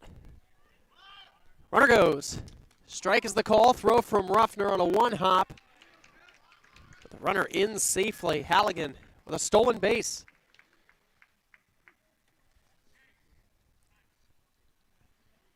Yeah, great jump, and Ruffner really never had a chance. So the count at 1-2. It was a good pitch. Fastball that was taken for a strike.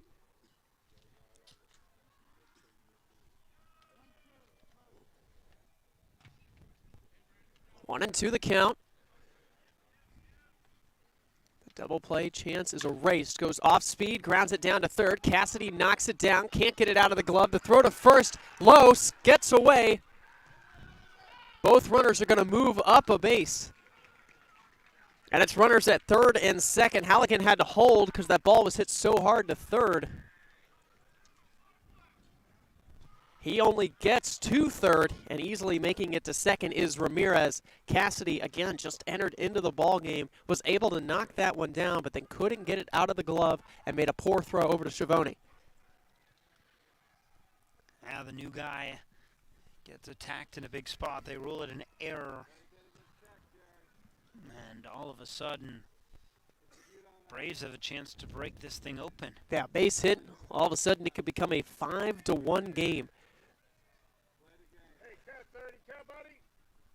Travis Illich will be the hitter. Temperature certainly has dropped since we've been here. Down to 70 degrees now. It was in the 80s earlier. Tomorrow's game at Shirley Povich should be a high of 82. But a later game starting at 7 p.m. And then an off day on Wednesday. Before back home again on Thursday. Hickson, the pitch grounded back to him, knocks it down, underhanded flip to first in time. It'll be an RBI ground out for Illich. Another run's going to come in and score. Going to third is Ramirez, and it's a 4-1 game. And just off the glove of Hickson, and as soon as it is, it's a run across. Great read by Halligan.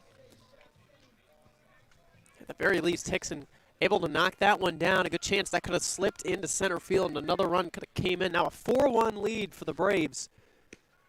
First pitch from Hickson in there for a strike to Caden Hilberger.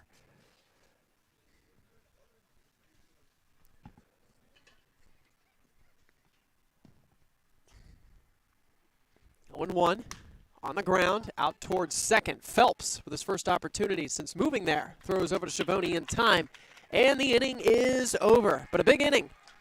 The Braves tack on 2 more runs and expand their lead. A 4-1 lead as we head into the 6th inning.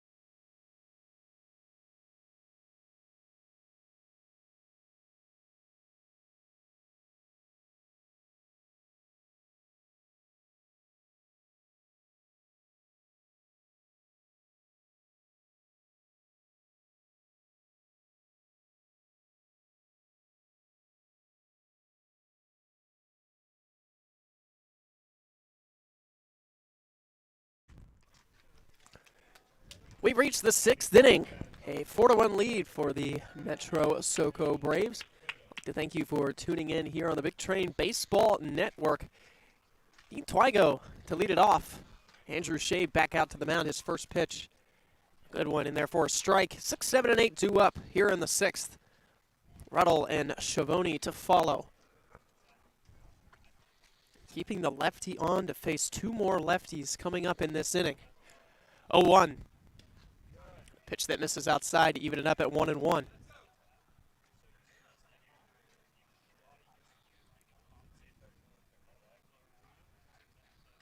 Again, the Big Train with 3 consecutive opening days, essentially. Of course, they were the only team to play on Saturday. 1-1 pitch, a breaking ball, and it hits Twigo again. The second time he's been hit by the pitch. And he will reach for the 3rd time today. Just a breaking ball that did not break all the way. Hit him in the lower back, and now Zeb Ruddle with an opportunity.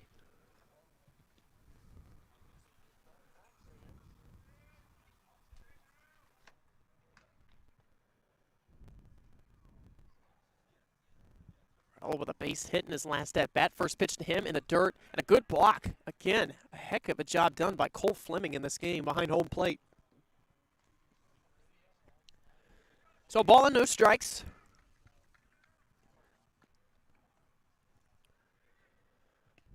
Three hits tonight for the Big Train. Not the offensive showing they were hoping for. This one, another one skipped in the dirt, and another really good block from Cole Fleming. Both times getting in front of it, letting it bounce off his chest protector.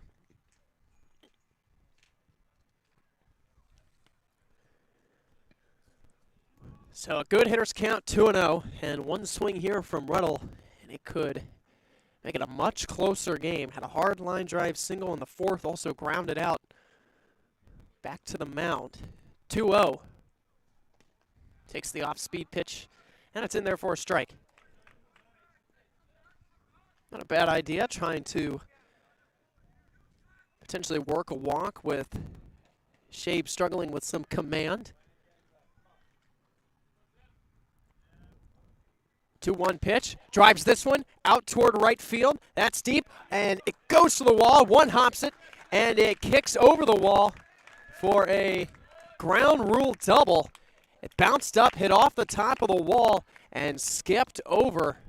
And Ruddle, who has had a couple of really nice swings over his last few at-bats. This one going right over the right fielder's head. Travis Illich couldn't make the play. And now the Big Train, they're cooking up something here in the 6th. Now all of a sudden the tying run at the plate. I talked about it briefly yesterday. We haven't seen a lot of extra base hits this year for the Big Train. It's been a lot of walks, a lot of hit by pitches, and a lot of perfectly placed singles. Only one home run hit and just a handful of doubles. But here's a guy who had a triple yesterday, Schiavone. Takes this one upstairs. 1-0 the count.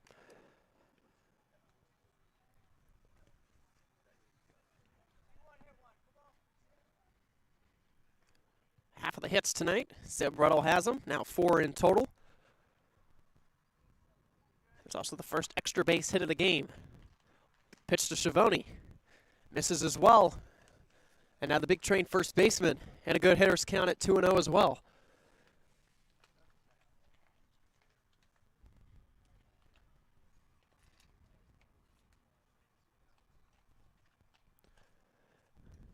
Shabe taking his time.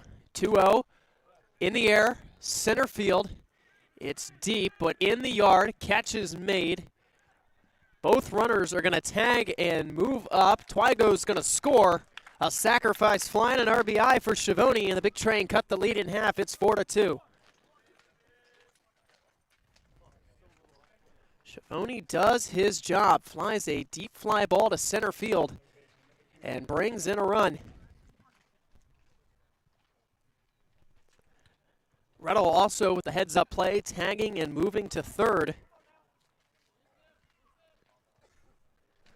So now another run just 90 feet away. Here's Lucas Phelps, who's had a couple of opportunities with runners in scoring position in the 2nd and the 4th. 0 for 2 though, swings at a breaking ball, chops this one down the line. That's a fair ball, and it's rolling into left field, easily scoring his Runnel. Phelps going to second. He's in with a head first dive, an RBI double down the line, and it's a 4-3 game. Phelps finally coming through right over the third base bag. Didn't go down the line by very much, but slowed down enough in left field to where Hilberger took him a bit to get over there and easily in at second base. So now the tying run in scoring position. And it's the second double of the inning as well. And we're back to the top of the lineup, John Long, with an opportunity to try to tie this game up. Drew a walk in his last plate appearance, 0 for 2 line on the night. Has put the ball in play twice though. Breaking ball from Shabe in there for a strike.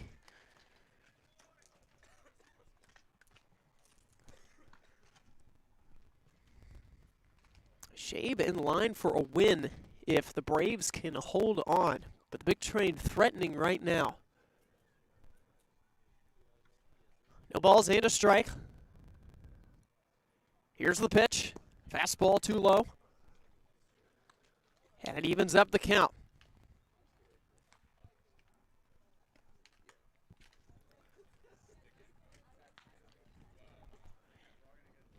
Only one out. Phelps, who can run, out at second, so a base hit has a chance to tie it up. Breaking ball, skips in the dirt, and another really good block from Cole Fleming. This one actually hitting off of his mask, but able to keep it in front of him. 2-1 the count.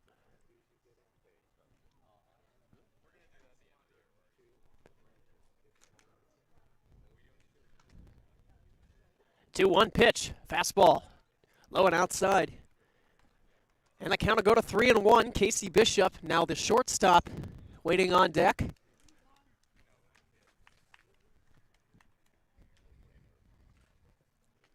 See how much longer Andrew Shabe goes.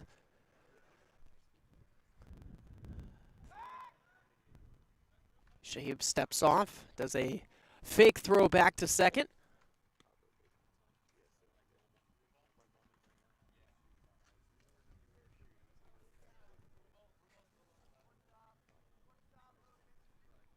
3-1. Here's the pitch. Down low, ball 4. And for the second consecutive plate appearance, John Long draws the walk.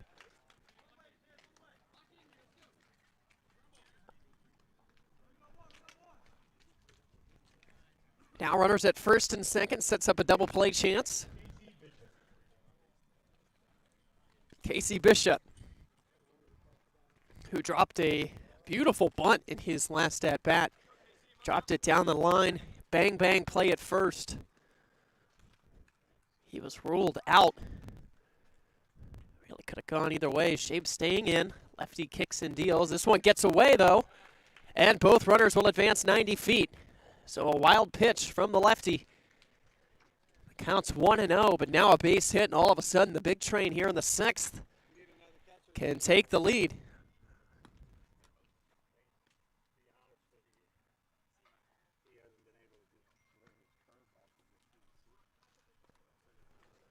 Bishop trying to come through.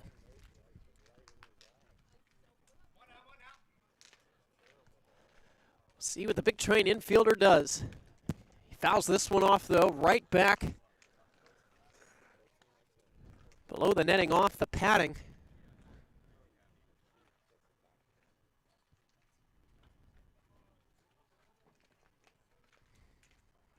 Bishop had 3 hits against the Silver Spring Tacoma Thunderbolts. Also had 4 RBIs. That coming off a night where he went 0 for 3 against the Crop Dusters back on opening day. 1-1. Breaking ball. 2 upstairs. And now the count's 2-1. He's coming off a really good year at Towson. Really, a couple of really good years at Towson if you look at 2022 as well. Even though he was limited, still a combined .329 average and 59 total games played at college. 2-1. And a breaking ball misses upstairs again. The breaking ball's just not working for him right now, 3-1. He's going to have to go back to that fastball and that changeup kind of mix because that breaking ball is either getting spiked in the dirt or it's missing too high. 3-1 the count. At risk of loading up the bases, the infield is in. Trying to get the out at home. 3-1. Fastball misses too high. Ball 4. Bishop draws the walk, and the bases are loaded. Back-to-back walks.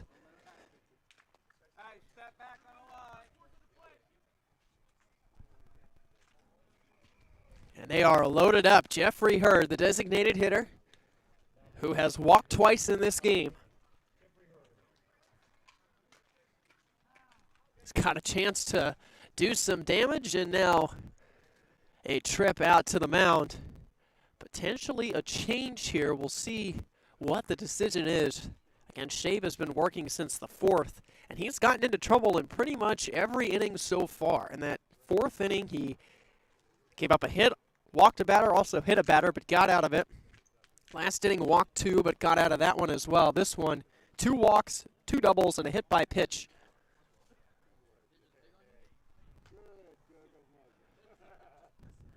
Big Train trying to get people up and throwing in the bullpen as well. Getting to the later innings.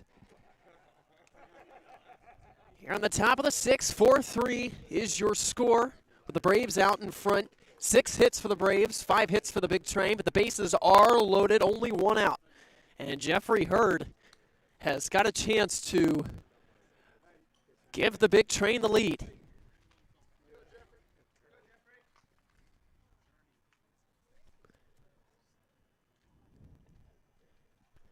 Lefty on lefty matchup. The first pitch. Fastball misses upstairs. Big improvements from his 2 seasons at college. Sacramento State, average ticked up from 267 to 292, but the home runs, the big one, 4-12. 56 RBIs and 107 total games played. The 1-0 pitch upstairs again on the fastball. And now all of a sudden, a 2-0 count, a real good hitter's count. And you have nowhere to put him either. Breaking ball's not working. Trying to go with the fastball, that's not working either.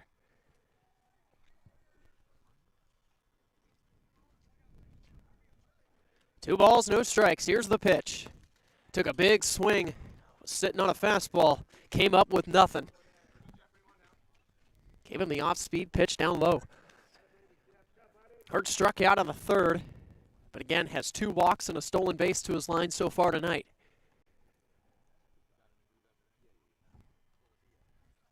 Bishop over at first, Long at second. Check swing, this one fouled into the net. And now 2 balls and 2 strikes. And Hurd has kind of helped out Shabe here, swinging at a bad pitch down low, and then the check swing on a high pitch. I believe it was a fastball that ends up hitting off the bat and back into the net. Now 2 balls and 2 strikes.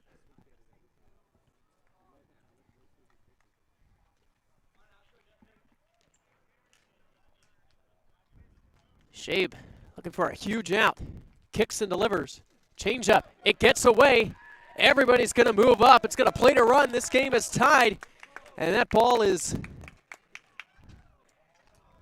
going to be ruled a dead ball, needing that. Long is going to have to go back to 3rd because that ball did get away. But a run comes in and we are tied up. Both runners outside of Phelps also advance. Bishop goes to 2nd, Long to 3rd. Again, they ruled it a dead ball and are not allowing Long to come home.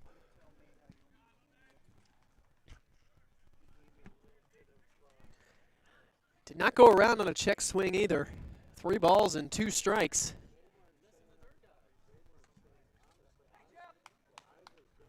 See if Hurd can come through.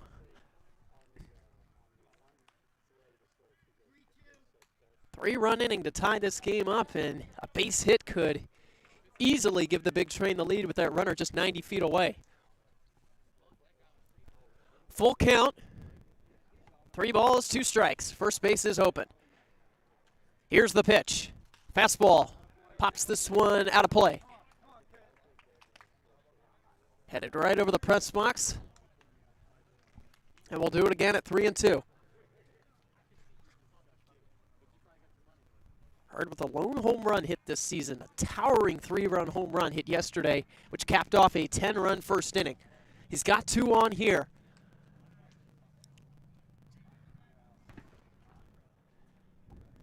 The 3-2. Swings, drives this one out toward right field. It's in the yard. Catch will be made. Both runners are going to tag. Throw will go to third.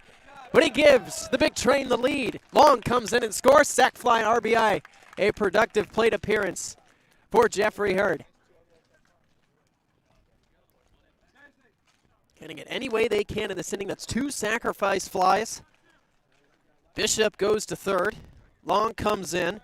Now 2 outs. And here is Brandon Cassidy getting an opportunity. Again, was the starting pitcher yesterday. Trying to pick up a little insurance with the big train now in front, 5-4. Shabe kicks and delivers on the first pitch, a called strike.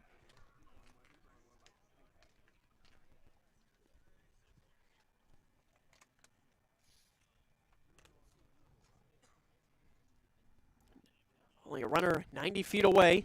Nobody on first, nobody on second with the sac fly. And a called strike. Cassidy in the hole, 0-2. It's been a big inning. If Cassidy can reach, Teddy Ruffner would come up, and he would be the 9th man to hit. Offense getting back on track here for the big train.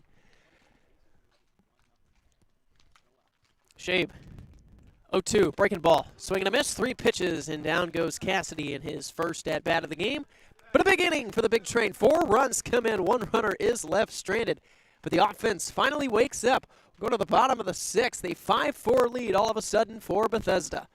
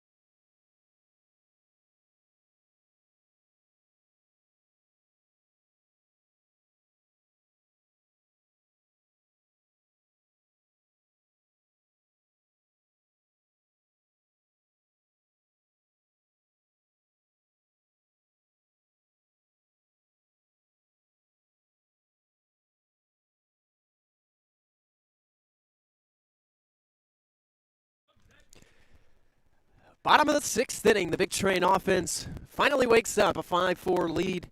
But a new pitcher, Evan Marcinko, will take over, junior from UNC Wilmington. With the appearance here in the 6th inning, Davian Hickson now in line for a win after a big 4-run top half of the inning. We'll get some numbers here in a second for Marcinko. JT Landwehr, 8-9-1, 2 up. The lefty comes on. Great velocity with a fastball, 0-1. Very limited in his 2 years so far at UNC Wilmington. 8 total appearances, a record of 0-1. Just 6 2/3 innings work and only 2/3 of an inning this year. This one a pitch outside, going back with the fastball. Did allow 4 runs in that lone appearance, however, none of them were earned. And has allowed a total of 16 runs in his college career, only 8 of them earned. Not getting great defense. The pitch is fouled down the line, headed towards the Big Train bullpen. And the count's 0-2.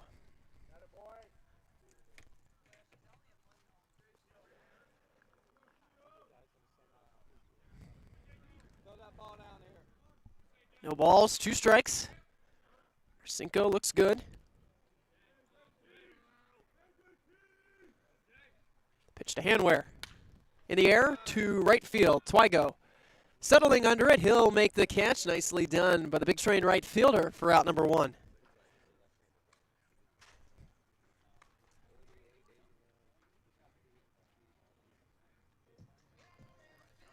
Big Train on their 3rd pitcher of the night, the first lefty.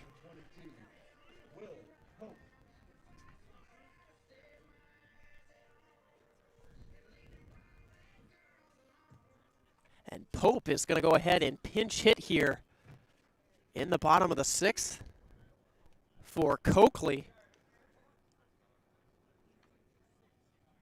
Will Pope,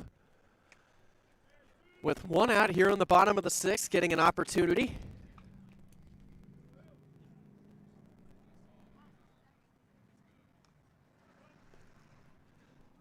Evan Marcinko.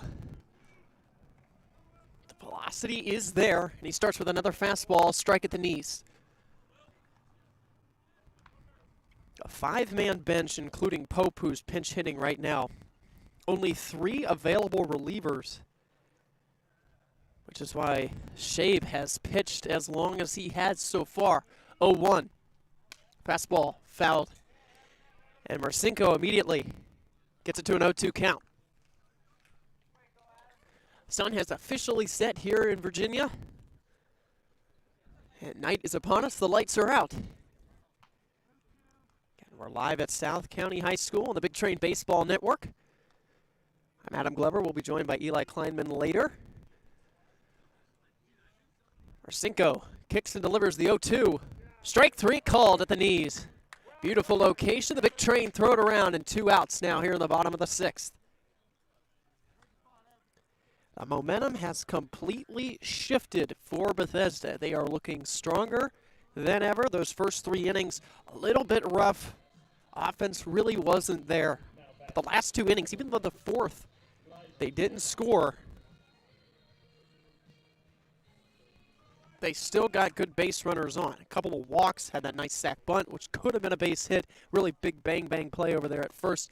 Fastball to the leadoff hitter, Quinn Madden, is low for a ball. About to wrap up the middle 3rd innings here. 1-0. And a called strike.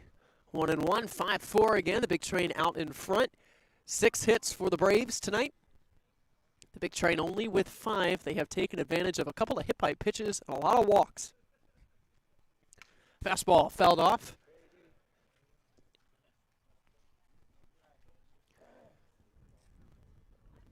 So a ball and 2 strikes. Marcinko looking for a quick 3 up, 3 down, bottom of the 6th inning. The lefty kicks and delivers. Fastball, a little high and outside.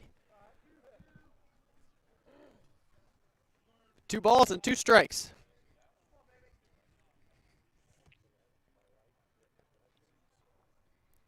Marcinko trying to work through it quickly.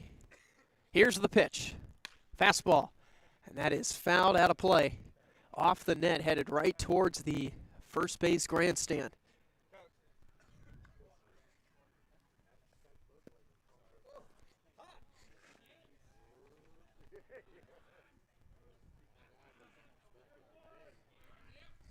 So we'll do the 2-2 again. Marcinko kicks and delivers. Fastball upstairs. Madden just able to get out of it.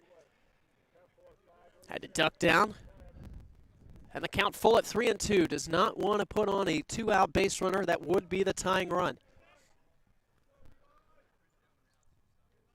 3-2. Swing and a miss, goes back to the high fastball. It was actually fouled off, but nonetheless, still a strikeout. Man, oh man, Marcinko in relief. A couple of strikeouts as he struts off the mound. We're through 6. You're listening to Big Train Baseball on the Big Train Baseball Network.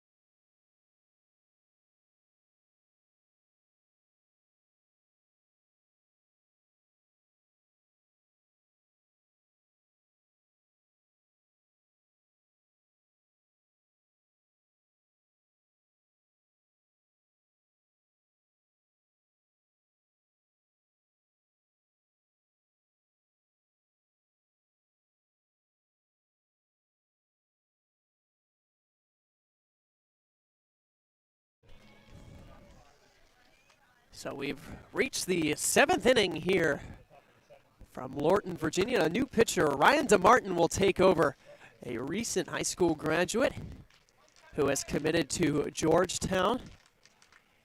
Not even 19 years old yet. 6 foot, 180 pounds. Went to Riverside High School and takes over here in the 7th inning in a 1-run game. 5-4 Big Train. As we get the scorebook back up and working. Eli Kleinman also joins us again. DeMartin to Teddy Ruffner. And the first pitch goes to the backstop for a ball. Got some heat on that fastball. Gotta give credit to the Braves. They have some colorful uniform items. Nice, not. I will say I like the red and white. I've always been a big fan, and like the white sleeves, they look good with the red unis. And then look at that glove out on the mound. That's teal? that's got to be his high school. They didn't just give him no, a teal glove. No. Hey, it is personalized Right. stuff. But then you have the bat that is light blue and pink, Miami Vice colors. Oh yeah. They're rocking with some style out here.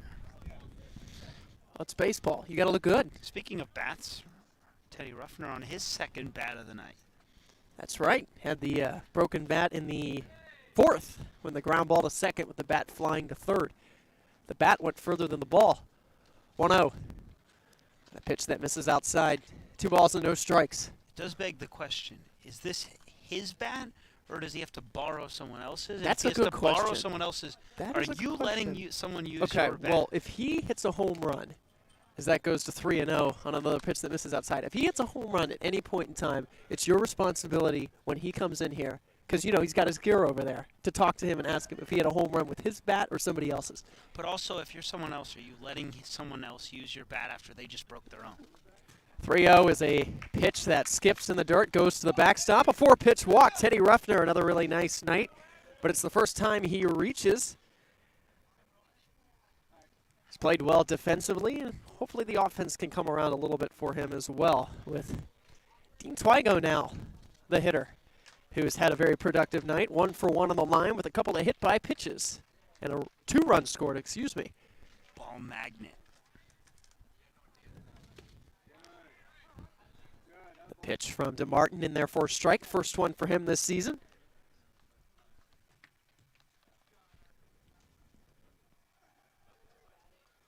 I believe Will Pope also has stayed in the game and is playing third base as Twigo fouls this one off.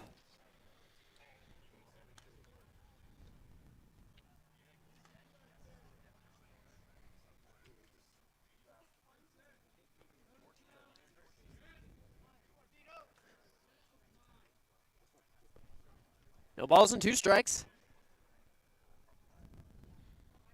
Breaking ball. In there, strike 3 call.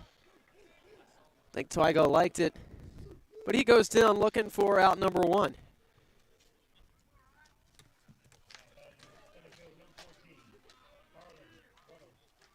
Just froze him on that pitch. Yeah, it was a good pitch. Dropped in right at the knees. Zeb Ruddle having a great night. A couple of base hits, extra base hit, which really was huge to that 6th inning. Had that double, the ground rule double that bounced over the wall. First one he took for a ball, 1-0. About to receive his second pitch here from DeMartin. Here's the pitch. And that one on the corner for a strike.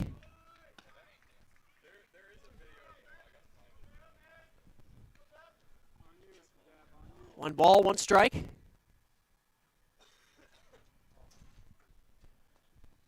See Ruddle try to turn on one here. He's pulled a couple of good base hits into right field. A lot of pop in the bat. He takes a strike. He's now going to protect it 1-2. Big Train still being out hit.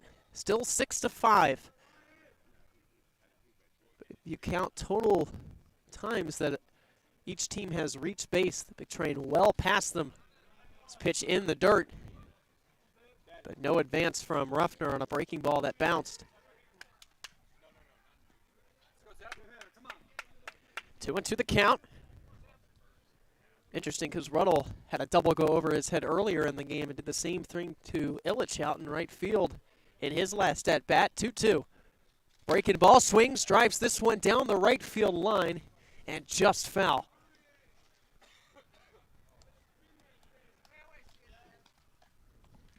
That was a tough angle, too, right down by the bullpen. Of course, we have all the fence and all the wires going down there. I kind of hoped that stayed foul because I had no idea what would have happened.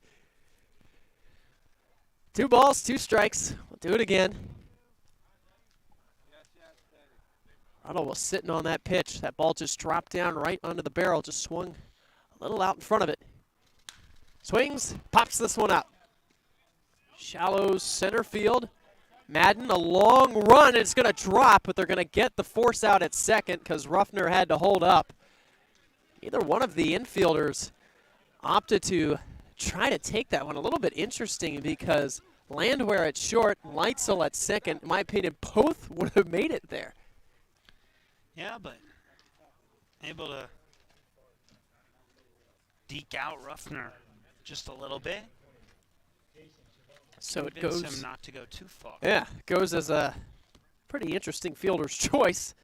The classic 8-2-6.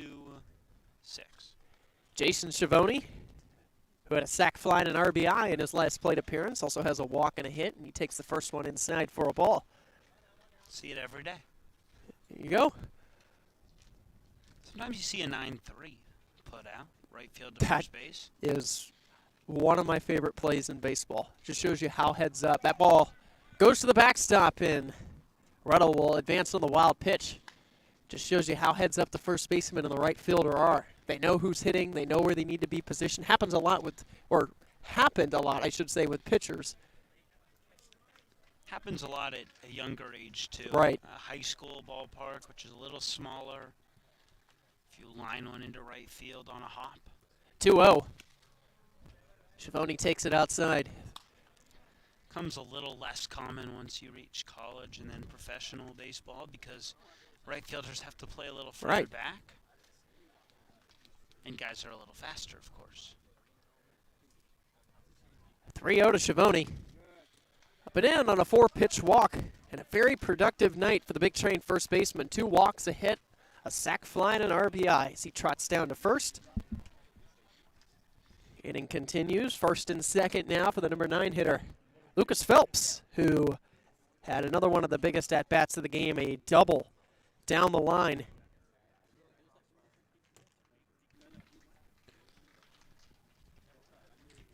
Played it a run. Also came around to score as well.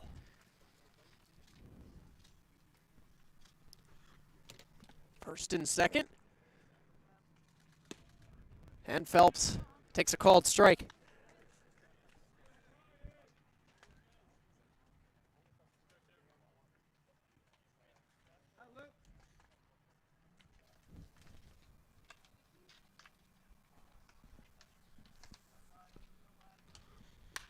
Swings, pops this one up. Foul territory. This will head out of play into the parking lot once again of South County High School. That one only hit pavement. Yeah, that's true. No alarms going off either. Good thing is it's a pretty big parking lot, so the only people that are parking close are the ones who are going to complain about the walk. I guess that's true. 0-2, runners go. And this one pulled foul down the line. Top of the order, John Long waiting on deck. One of the shorter fields, we brought it up earlier, one of the shorter fields we've seen so far, 318 down the line, 360 to the gap. And it's really interesting because the one in right center field doesn't look like it's like in right center field. It looks like it's more towards center field. It could just be the angle that we're at. 0-2 pitch. Phelps holds up on a ball that drops down below the zone. 1-2. And Ruddle at second after the fielder's choice. Schiavone over at first from the walk.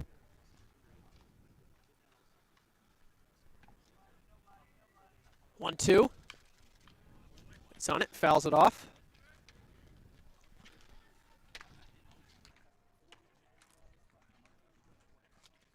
So we'll do it again at 1 ball and 2 strikes. Approaching the 2.5-hour mark in this game. Definitely one of the slower played games so far. And it hasn't been a blowout. Goes back to a fastball after a couple of off-speed pitches. And this one misses low and outside, 2-2. Ryan DeMartin trying to escape this inning. His first inning of the season.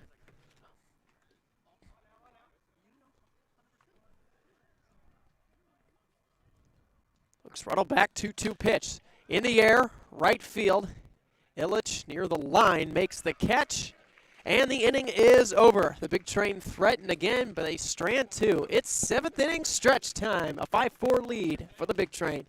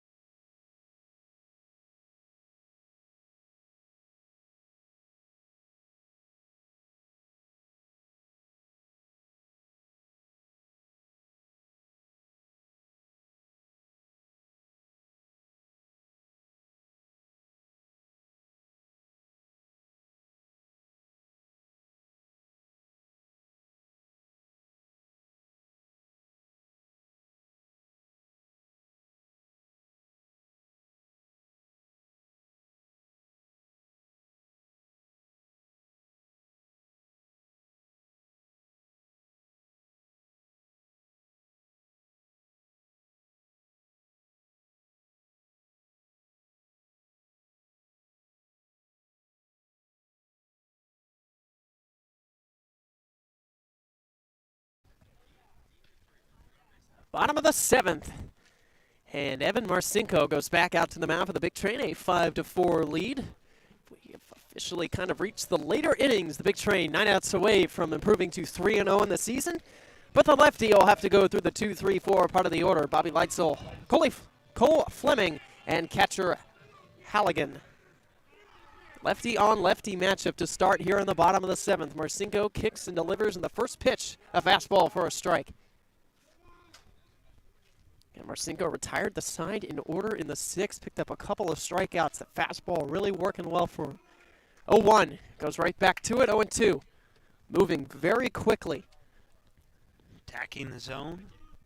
Good fastball right at the knees, back-to-back pitches. 0-2. Fastball for a third straight time, and Leitzel just stays alive, fouls this one off. Barely. Gets a piece of it.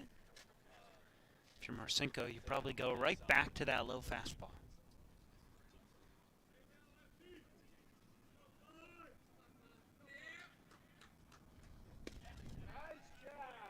Too close pitch, going right back to it like you said, but just missed.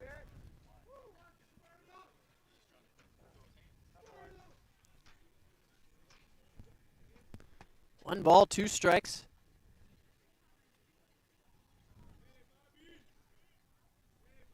Marcinko.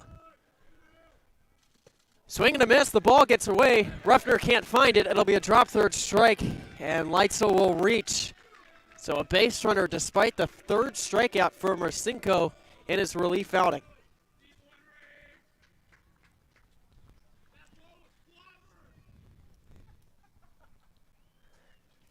So despite the strikeout, a leadoff base runner, and that is the tying run. Just unfortunate that that ball got away, and Ruffner couldn't find it. Yeah, really good breaking ball, but just split the legs of Ruffner. Skipped it in the dirt. Now the tying run stands at first. Well, now a dangerous hitter up. Here's Cole Fleming, 2 hits tonight. Also flew out to right field on a hard line drive, and he takes a strike. Yeah, if I'm these Brave hitters, I'm sitting on fastball with Marcinko. It's really working for him. He's got great velocity, easily the highest velocity on a fastball seen by any of the pitchers tonight combined between the two teams. He's got a lot of pop, so if he can get a hold of it, it's going to go a long way. 0-1. There's the fastball again, and it's another called strike. The Braves' biggest problem right now is Marcinko's command is just nearly perfect. Right. Bringing out the corners, at the knees. Doing a great job. No balls, 2 strikes, runner off first. Marcinko, snap throw to first, the ball gets away. Heads down towards the Bethesda bullpen. Leitzel hits second, he's going to third. The throw all the way to third gets away. And here comes Leitzel. And the Braves have tied this game up at 5.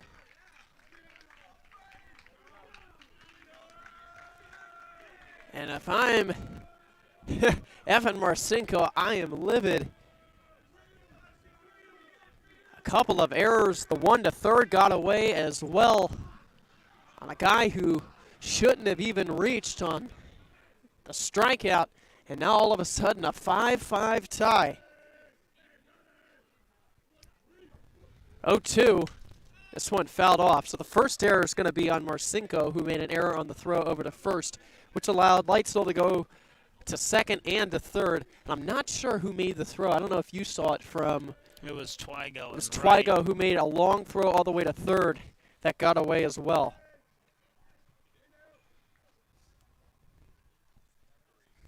Couldn't tell if it was him or Schiavone. The 0-2 fastball just missed. Real good pitch, though. A ball and 2 strikes.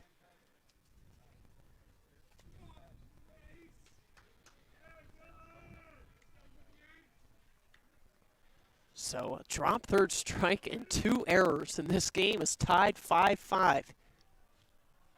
Marcinko trying to retire Fleming. In the air, out toward right center. Ruddle coming on, makes a running grab for the first out.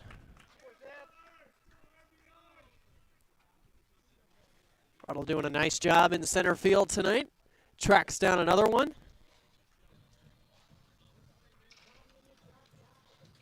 Here comes catcher Halligan.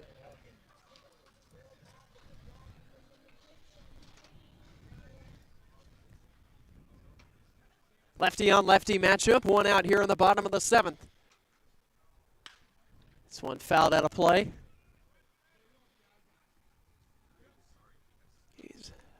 Again, Metro SOCO Braves opening day. They're trying to start their season 1-0. The Big Train trying to wrap up a 2-game road trip and continue their undefeated start, trying to get to 3-0. 0-1. Breaking ball in there for a strike. 0-2. And we'll be back tomorrow, back home at Shirley Povich Field. Alexandria Aces, a little rematch from the championship series where Alexandria won 2 games out of the 3. Did the nice clean sweep of the Big Train, and Bethesda will have an opportunity at some revenge. This ball hit in the air to shallow center. Here comes Ruddle again, calling everybody off, making it known, I want that ball, making the grab for out number 2. Nice play out in center. Long run for Ruddle, but great speed out there for the Louisiana native. He's done a great job tonight. Made the one ranging over into right center field. Makes that one in shallow center field. Braden Ramirez with an opportunity now with 2 outs.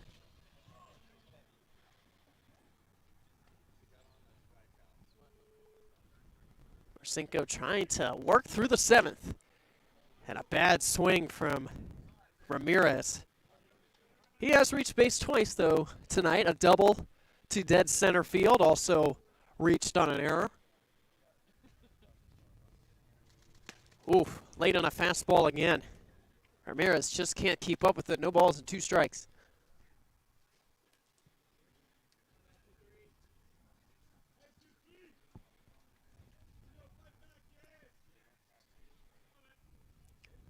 Marcinko, the 0-2. In the air, out toward right center field. Ruddle again. Heck of an inning for the center fielder. He makes the grab, and the inning is over. Well, 1 run does come in on a crazy play with a couple of errors to tie it up. We'll go to the 8th, all locked up at 5.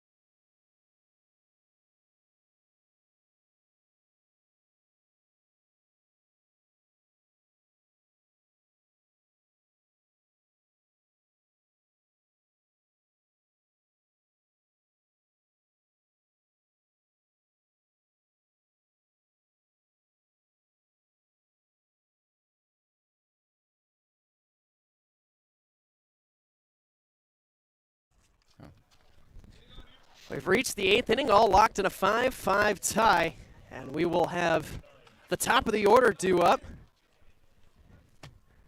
Michael Michaud joins us again for the 2nd consecutive night. Can't stay away. Yeah. So this one is outside for a ball to John Long, again top of the order. We didn't let Eli go, but no. I'm just filling in for him for a moment. Yeah. Three games in.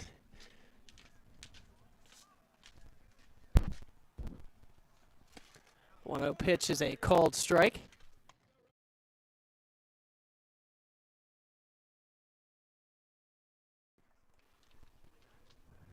So count evened up, 1-1.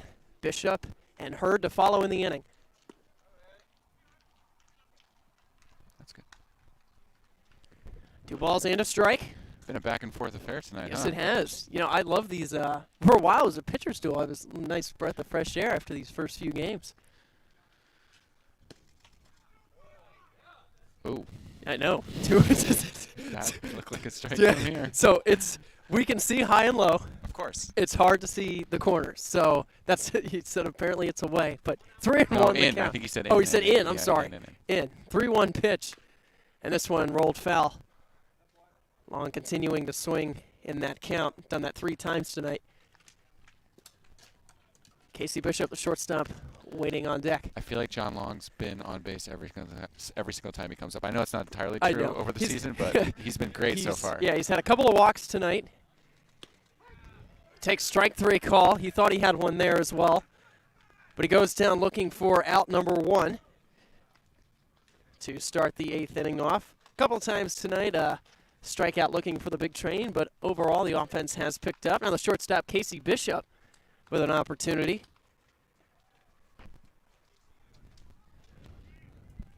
Ryan DeMartin, fresh out of high school, kicks and deals, and the first pitch to Bishop misses outside for a ball. Trying to figure out the score bug a little bit, see what we're working with. Just poking around, just poking around. trying to get a sense of the operation here. 1-0. A called strike. It's a lot easier when you do it doing color and not play-by-play. Yeah, I will say, I mean, last night you guys let me just roll right in. Right. Eli did to close out the game, so now I'm just kind of peeking behind the scenes here. 1 ball and a strike. Bishop out in front of it. Pops it up, shallow center field, long run. And the shortstop actually calls it off and drops the ball. And Bishop reaches. Landwehr couldn't handle it right off the glove. That'll be an error. And now all of a sudden the big train with the go-ahead run on. That fits the theme of this game in the last couple innings. I think if both coaches had their druthers, they would not want to comment on the defense. The drop third strike double error might be the wildest play of the year. That's a tough way And to it's 3 give up a games lead, in. yeah. Jeffrey Hurd, the DH runner, goes. Can't get it out of his glove, and Bishop easily steals it. Fleming couldn't get the hand on it. Yeah, he was safe by about 15 feet on that one. Bishop with great speed, 22 for 23 at Townsend this past season. Now all of a sudden, go ahead run in scoring position. And Jeffrey Hurd, who's got a couple of walks and a sac fly tonight, takes that one outside. Yeah, Hurd clearly been one of the offensive stars thus far. That 3-run homer yesterday and 5 I'm RBIs still on the game. frustrated that was the one time when we had audio difficulties. I know, but I'll let everyone know that it was a shot. It was a long one. 2-0. Takes a fastball a little low, 3-0. I mean, he had 5 RBIs, counted Yes. for almost a quarter of the runs. So 10 that's a pretty first good. inning. Yeah, that's a pretty good day. Yeah. Big pull hitter. Loves to use right field. Loves to sit fastball. Could get one here, 3-0. He does, but he takes it. Ball 4, the 3rd time tonight, a walk for Jeffrey Hurd. And here's Brandon Cassidy, our two-way star the There it last is, couple yeah. days. Had a strikeout and his only at bat went down on 3 pitches, but first time up, Of course. gotta adjust, a couple of fastballs and struck out on a breaking ball. I figure we would see this before some of our other position players That's arrive right. from the college baseball playoffs. That's so right. Got to be adaptable. So here's Cassidy. Shows bunt, gets it down. It popped up in the air, now trickling towards the line, and he picked it up foul. Because they have grass. I don't know if you've talked about this yet, but they have grass baselines here in Lorton, so you can't really tell. I can't really see the line.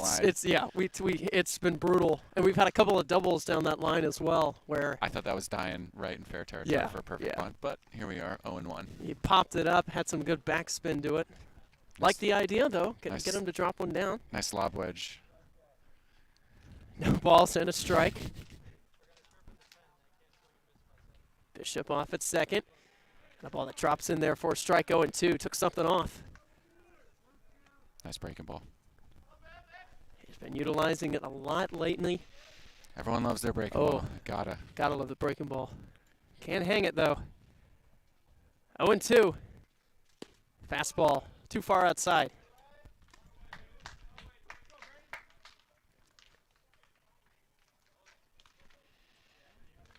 Ball and 2 strikes. Again, Cassidy from Christopher Newport. We're a two-way player. 1-2.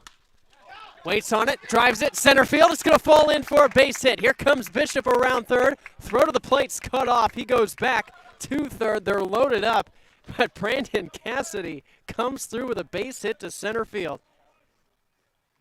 Loading the bases. I know. Man, what a couple days for Yeah. Brandon Cassidy. Throws almost five no-hit innings. 5 innings, a one-run ball. One-run ball. One hit. It was unearned, too. Yeah, unearned run, and now filling in, coming off the bench. He's got a base hit to load the bases here in the top of the 8th for Ruffner. Ruffner with a walk in his last plate appearance. Takes the first one outside. Teddy Watt had a 2-run double on opening day, right? That's Against right. The Cropbusters, yeah. Into the gap. Big Train would like that here. Cassidy's a .231 career hitter at college, just 26 at-bats, though. And Ruffner now ahead in the count, 2-0, and a quick trip out to the mound as catcher Cole Fleming goes to talk with the right-hander Ryan DeMartin. I would say, though, this kind of comeback for the Big Train tonight, they kind of scratched and clawed their way to after falling behind it. It's a good sign for the when rest we were of the season. down 4-1, Yeah. we had, I think, 2 hits, 3 hits. Yeah, nothing we was were there. not looking good.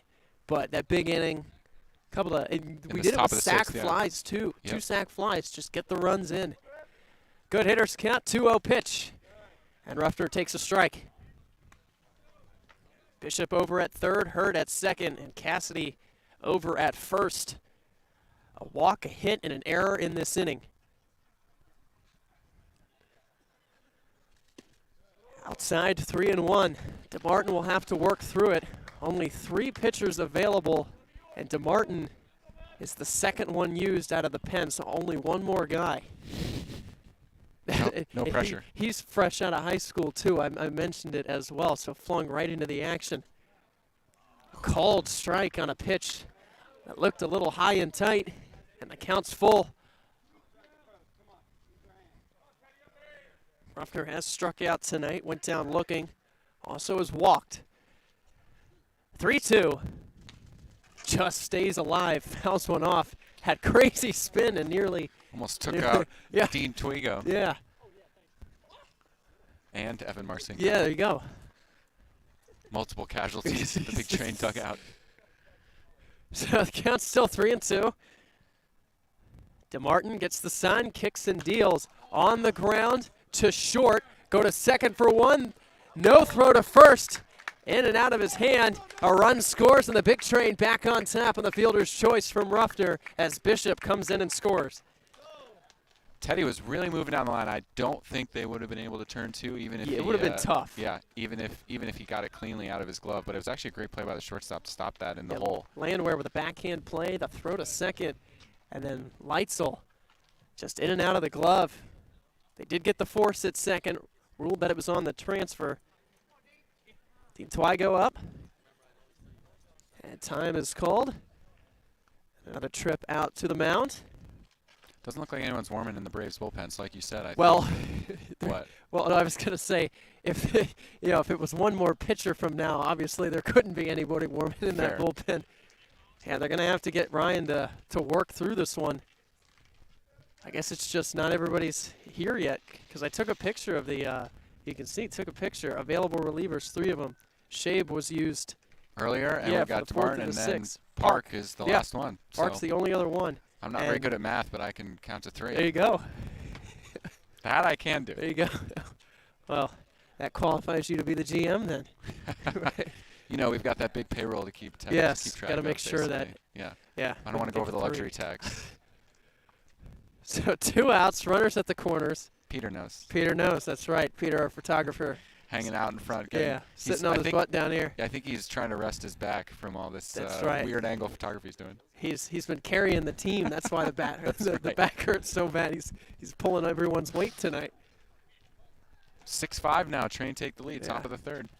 And the Big Train Excuse me, even top up of the the hits. 8th. Top of Top the of the 3rd. I'm glad it's not top Yeah. of the 8th. Pitch to Twigo, misses high and outside. Love to bring home Hurd from third. 2 outs in the inning. Ruffner over at first after the fielder's choice. Twygo has reached base 3 times, a couple of hit-by pitches. So you go with the base hit, swings, hits a high pop fly out to right field. Illich near the line, can't find it, overran it, and it's going to drop in. Hurd easily scores. Ruffner is going to go to third. Twygo is going to hold at first. But the big train catch a break on a ball that loops in right over his head. I have to say that I remember when I came to this field last year the first time, the lights are very low. Right. So balls that go above them can be hard to see. I will also say Teddy was not running hard on the crack, even though there are 2 outs. So that could have been another run. But nevertheless, 7-5. 7-5. Yeah. Now you take runs that you can get them. And here's Zeb, who's been hot tonight. And it should be a base hit because he never touched it. No, he just overran it. it. A hit. Yeah. Official scores ruled it a hit. So there you go. Good. Here's Zeb Ruddle. Was swinging for the fences there and came up empty. Couple of base hits, had a big ground rule double in the 6th, which helped get a couple of runners in scoring position, leading to that big 4-run inning. And Twygo officially has reached base 4 times tonight. Takes that one in there for a strike. Now behind 0-2.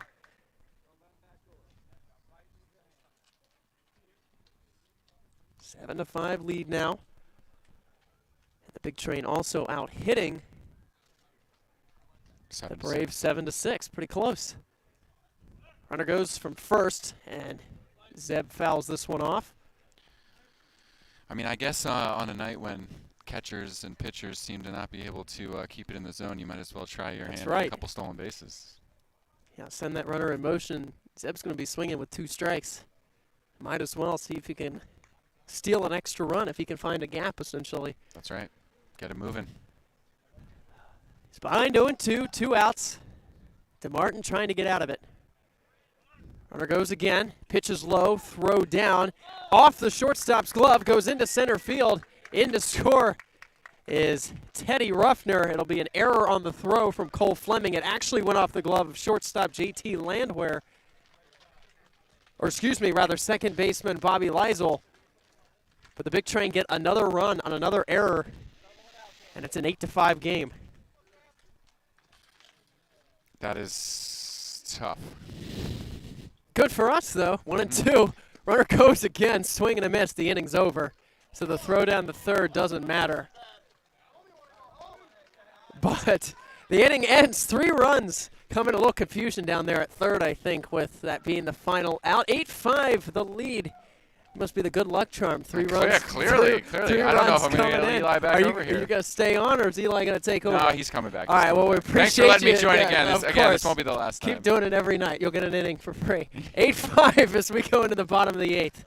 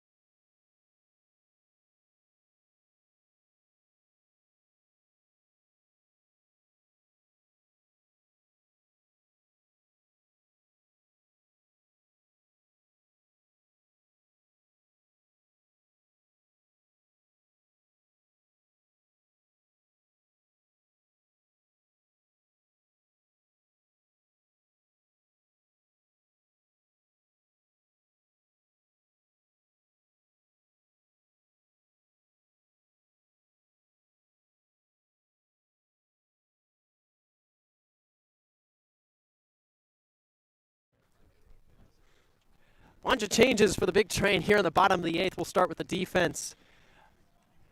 No new players, but just new positions. Jason Savoni moves from first base to catcher. Teddy Ruffner, who was the catcher, moves to right field.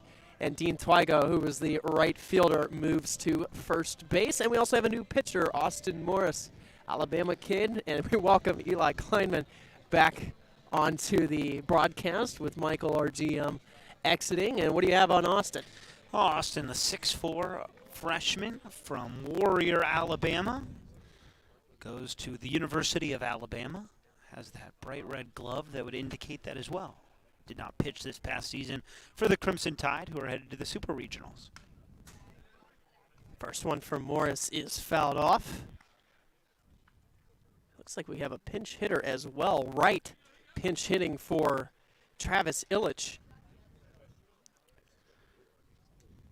6 of the 8 positions in the field for the big train have had multiple guys there tonight. Next one for Morris, a little low. Morris, one of, I believe, 3 Alabama kids in camp. And we saw Skylar Hutto last night, who pitched the 6th and 7th inning. He's another one who is in camp who didn't get any time at Alabama. Big swing and a miss. Yeah, and Morris, a guy who likely plays a role in Alabama's future, a top 20 prospect coming out of the state last year. Swing and a miss in the dirt. Schiavone will have to throw down to first. And both Schiavone and Twigo both get their first opportunities to field their respective positions. Drop third strike, throw down to first in time for out number 1. And that is a filthy, filthy breaking ball in the dirt. Morris, good velocity on the mound, good stuff. It's a really good arm. Should be a reliable guy in the bullpen for the big train. So Matthew Wright is retired in his only plate appearance so far. Big swing and a miss to Caden Hilberger.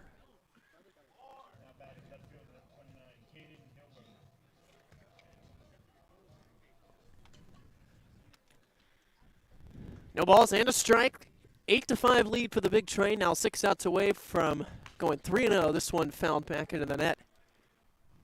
Do we have to make another trip down here to Lorton? I'm sure we probably do.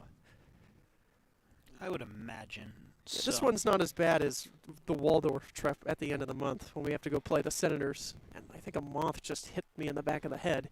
Oh, the moth hanging above us still there. That one in the dirt, and a ball and 2 strikes.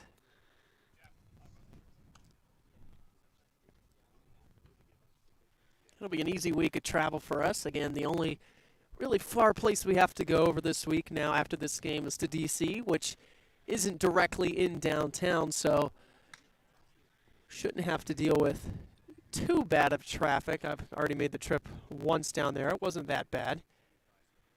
At the Nationals Academy. Pretty nice little facility they have down there. A bunch of fields. Should be a very small press box. Might be another sitting outside kind of day. 2-2 pitch is going to be fouled off, but you Gotta know. love the elements, though. Oh yeah, it's summer college baseball. Everybody's here to get better, and doesn't matter the circumstances. Approaching the 3-hour mark. Close to 10 o'clock Eastern time. 2-2. The fastball that misses high and outside.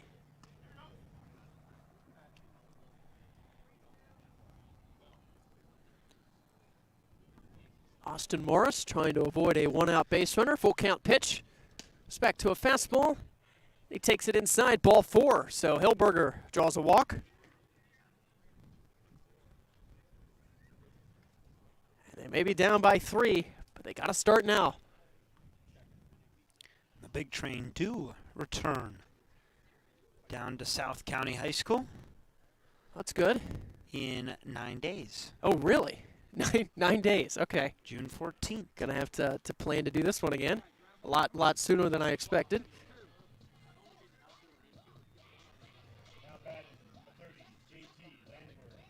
JT Landwehr now with an opportunity.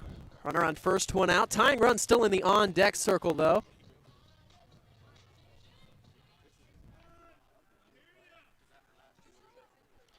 And the Braves make the trip up 3 times. That's right. I did remember seeing that. They'll come up to us a few times.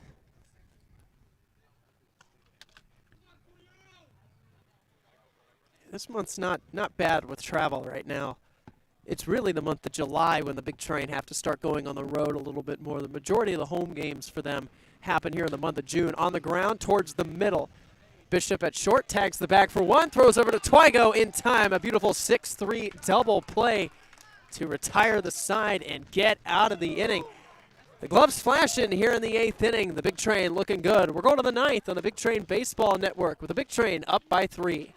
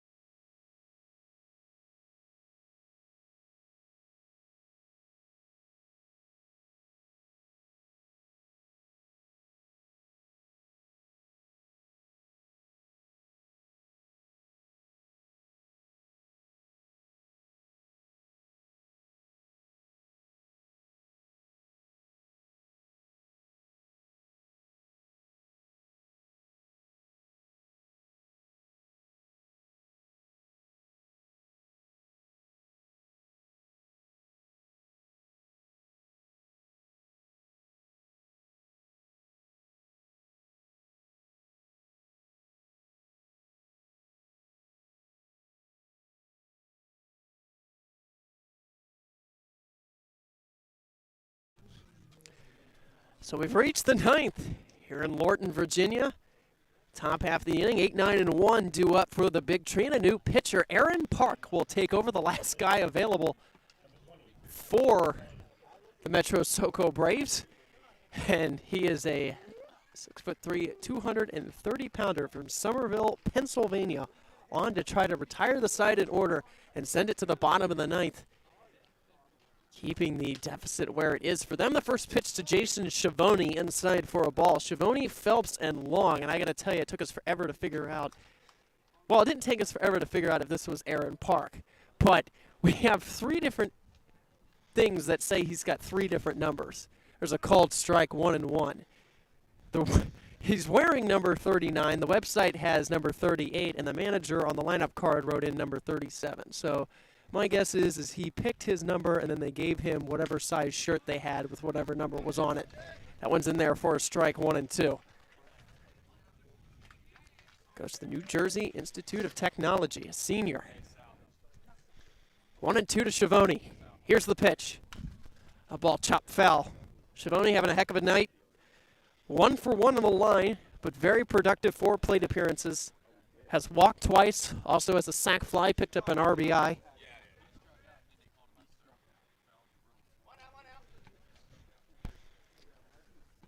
One, two. High and inside for a ball. 2 balls and 2 strikes. He'll have the long drive back home after this, an hour north. Not only us, but a bunch of interns made the trip as well. That's a breaking ball that nearly took off Schiavone's head, lost grip on it. Had a couple of riders. Peter, of course, our photographer, who's sitting next to me. To mention our social media intern, Kat.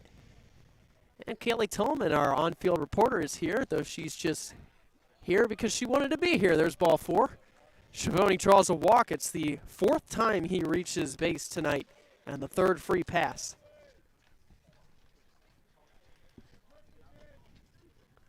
Brings up Lucas Phelps now.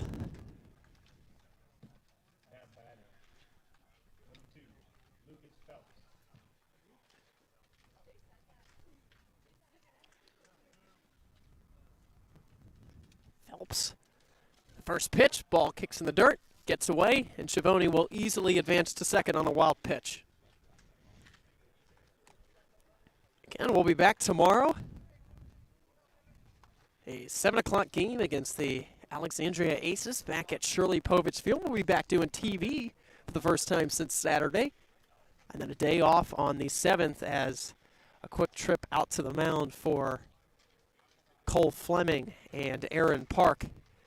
Back on the 8th, home, the Gaithersburg Giants. First time these two teams will play this year. And then on the road, Friday, got to make the trip up to Olney to play the Crop Dusters for the 2nd time in the first week of games.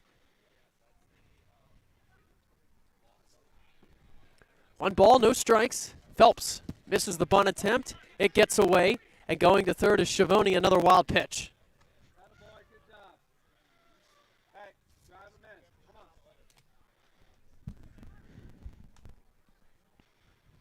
We'd like to thank you for tuning in tonight on the Big Train Radio Network. Adam Glover, Eli Kleinman. 3rd regular season game of the season. We'll be with you the rest of the way throughout the month of June and July. Phelps takes this one upstairs.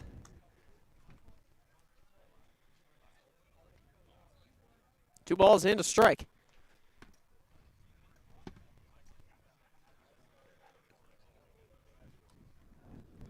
2-1 pitch, big swing and a miss. Phelps not ready for that. Actually, I believe he fouled it off. Now looking at where the ball ended up, just barely getting a piece that trickled away from home. Nonetheless, still a strike, and the count's 2-2.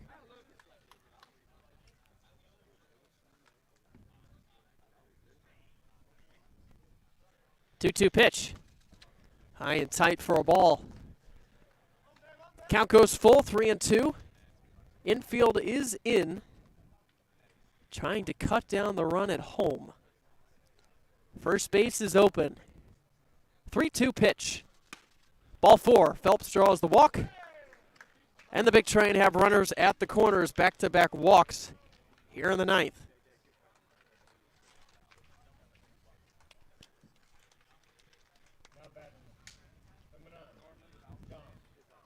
So we're back to the top of the order. John Long for his 6th plate appearance of the game.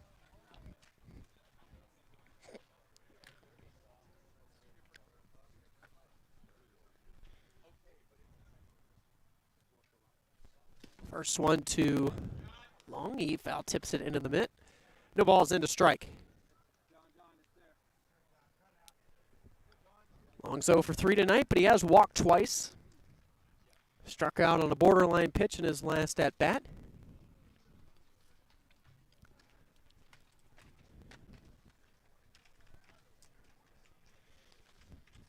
Nobody out here in the inning. 8 runs, 7 hits for the Big Train. 5 runs and 6 hits for the Braves. And a called strike to Long.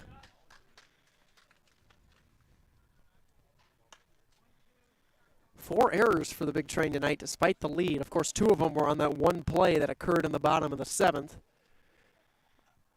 A night after they had no errors. Runner goes. Here's the throw down to second. Phelps is in standing up. They made the throw down anyway. Looked like to potentially bait Schiavone to potentially go home It was Leitzel, the second baseman, who cut it out. The infield comes back in again. 2 balls and 2 strikes on the leadoff hitter. The pitch to Long. On the ground, over to first. It will not get a run in. It'll be taken to the bag unassisted for out number 1. The play made by Halligan.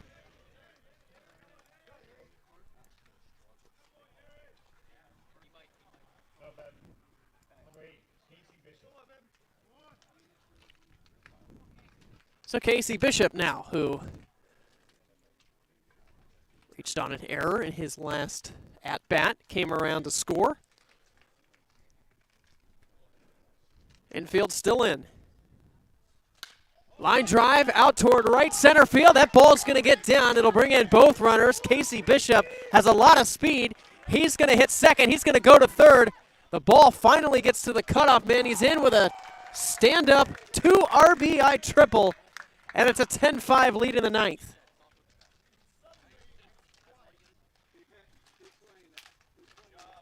The opposite field pop of Casey Bishop splitting the center fielder and the right fielder.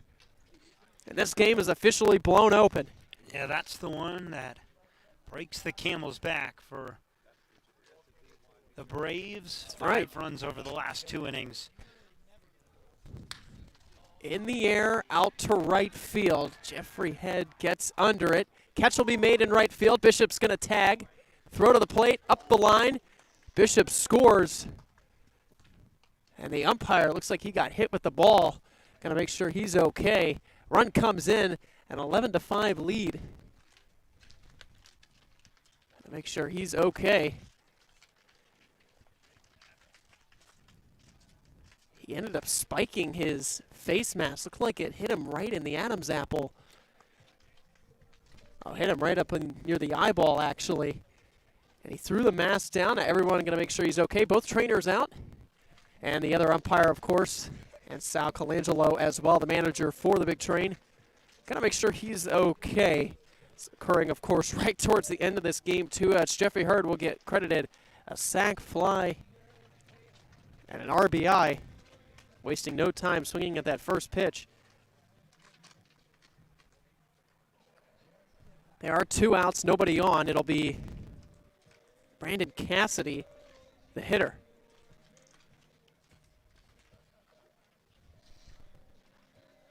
Seems to be in decent spirits. Yeah, he's smiling now. Was just a little bit frustrated when it first happened, but he's good. Everyone having a good laugh right now. We got 3 umpires tonight, and I just realized that. Didn't we have 2 in Silver Spring yesterday? I think we had 2. Might be, but I think it's supposed to be 3. Right. All right, well, 2 outs, 10-5 lead now here in the 9th. Big Train expanding it. Or excuse me, it should be an 11-5 lead actually now. Pardon me. The 2-run triple from Casey Bishop and a sac fly from Jeffrey Hurd. Brandon Cassidy now. And now they're going to throw over to third to see if he left early. He didn't.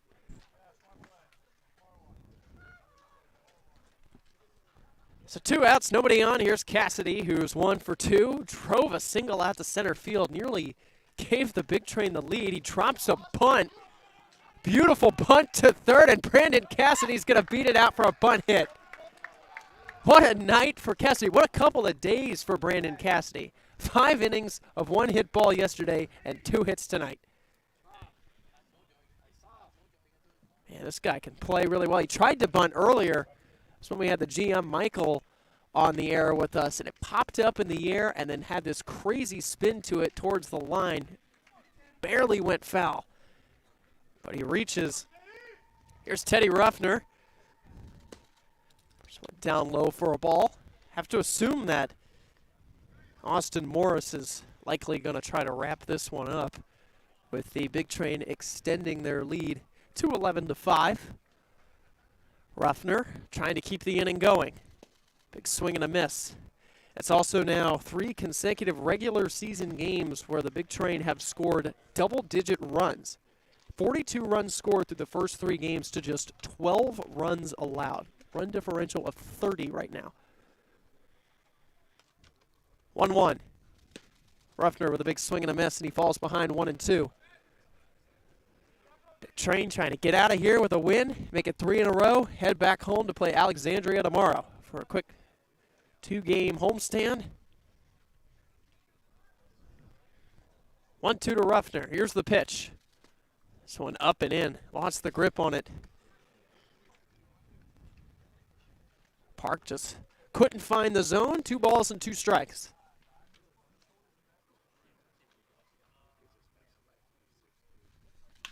On the ground, third.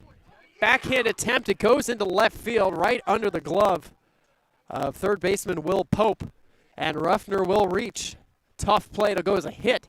Double digits now tonight for the Big Train.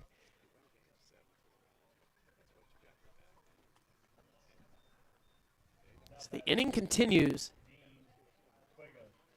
Dean Twigo. 2 on and 2 out. He takes a called strike.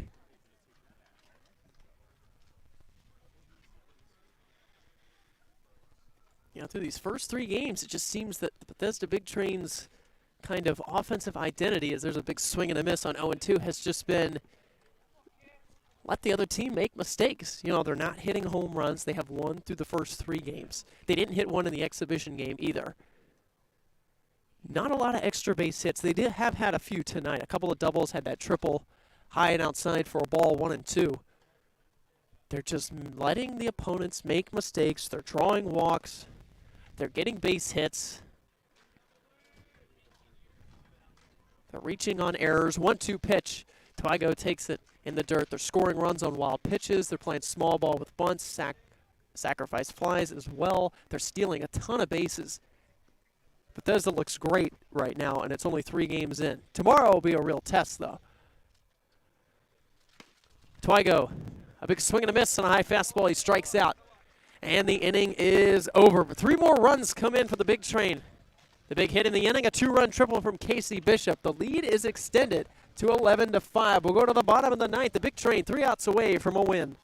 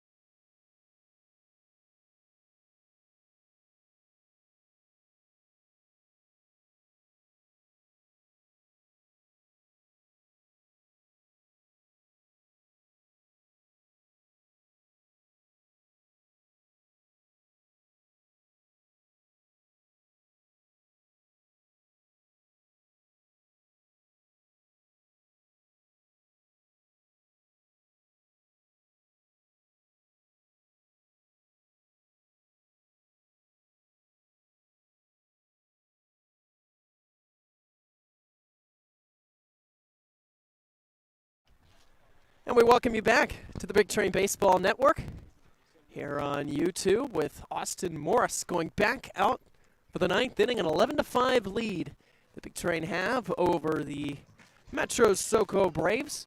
Big Train looking to improve to 2-0 on road games and 3-0 in total on the season.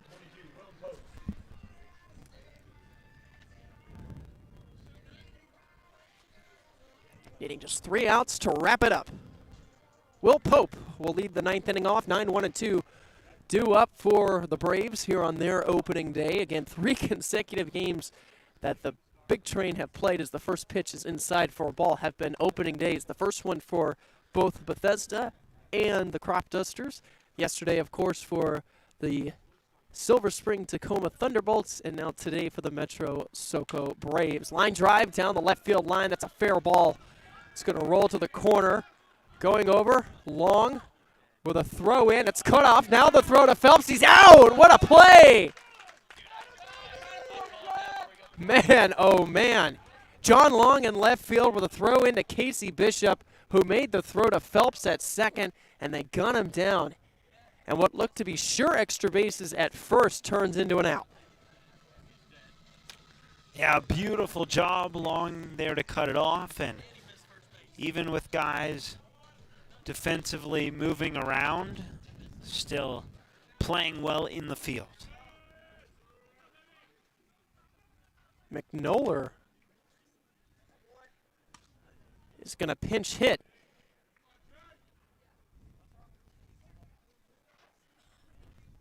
For Madden in the leadoff spot. Pitch to him is down low, a ball and a strike.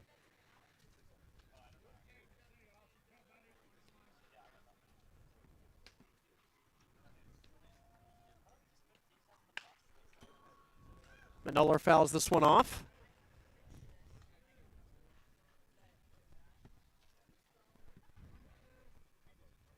Excuse me, it's Mendler, I apologize. As to what is listed here on the roster, could potentially just be inconsistencies between the two. Strike three called. He goes down, though, looking for out number 2. Really nice breaking ball on the outside part of the plate. And Morris just gets him to freeze. It doesn't look like he's, see, it definitely says Manolar, I think. There's no D in there, so he's just not listed right now. But it's 2 outs. Leitzel will be the hitter now. The last chance, the first pitch. In the air, down the line, but foul. Swung very late on it.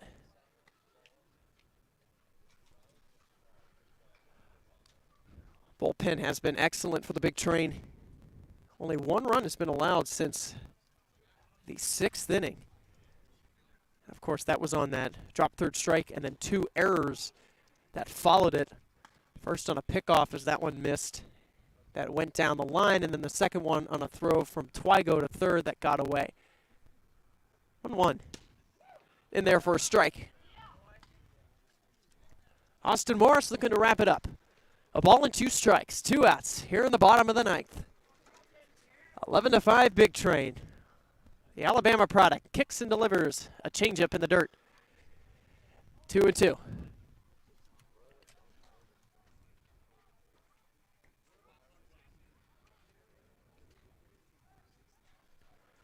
So we'll do it again, still a strike away. Morris shakes off a sign, shakes off another. Seems to have what he likes. Goes back to a fastball, misses high and outside. And the count goes full to 3-2. Fastball has worked well for him tonight. It's just missed a little high and outside. They go to the 3-2 again, a changeup in the dirt. Excuse me, a fastball rather in the dirt, but still ball 4. And he'll take it down to first, a 2-out walk to keep the game alive.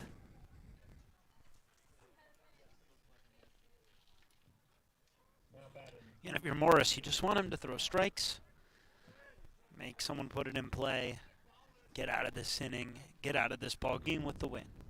Well, it brings up a real good hitter in Cole Fleming. Takes a breaking ball inside. Get out of the cold, too. Man, we're freezing up over here.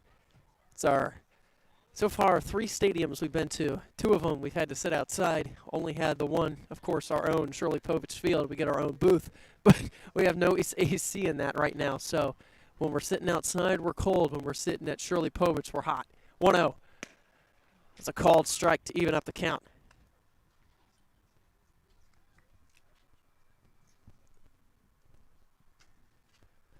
A ball and a strike. Leitzel over at first. Morris has something he likes. Goes back to the fastball. And once again, the Braves down to their final strike. 1-2 the count. 2 outs.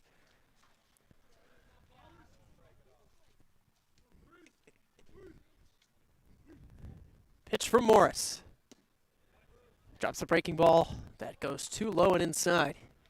2 balls and 2 strikes.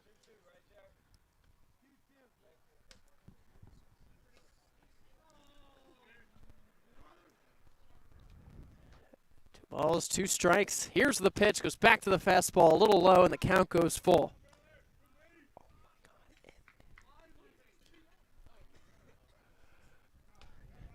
So the runner will be off and going. We'll have a payoff pitch. 3-2.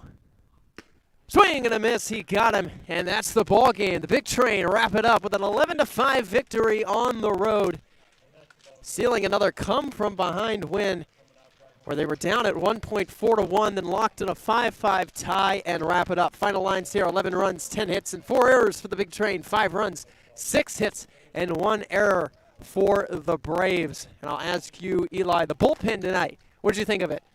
It was excellent again. Comes in, shuts the door. Give up a couple runs, but for the most part, doing their job. Let the offense perform as it always does, and then finish the game out with a win. 42 total runs now scored in the first 3 games for the Big Train. It's been a big reason as to why the bullpen's had success. They haven't even been used a whole lot. Once again, final score 11-5. The Big Train wrap it up. They improved to 3-0. Hi, Kaylee. Good to see you. I'm glad you're with us right now. Again, we'll be back tomorrow with Kaylee on the air as well, doing some on-field reporting. We got the Alexandria Aces coming into town at Shirley Povich Field. So from all of us here at the Big Train Network, Big Train Baseball Network, got to make sure the Big Ten doesn't come suing. We'd like to thank you for watching. My partner, Eli Kleinman. I'm Adam Glover saying goodbye to you, and we'll see you tomorrow for the game against Alexandria.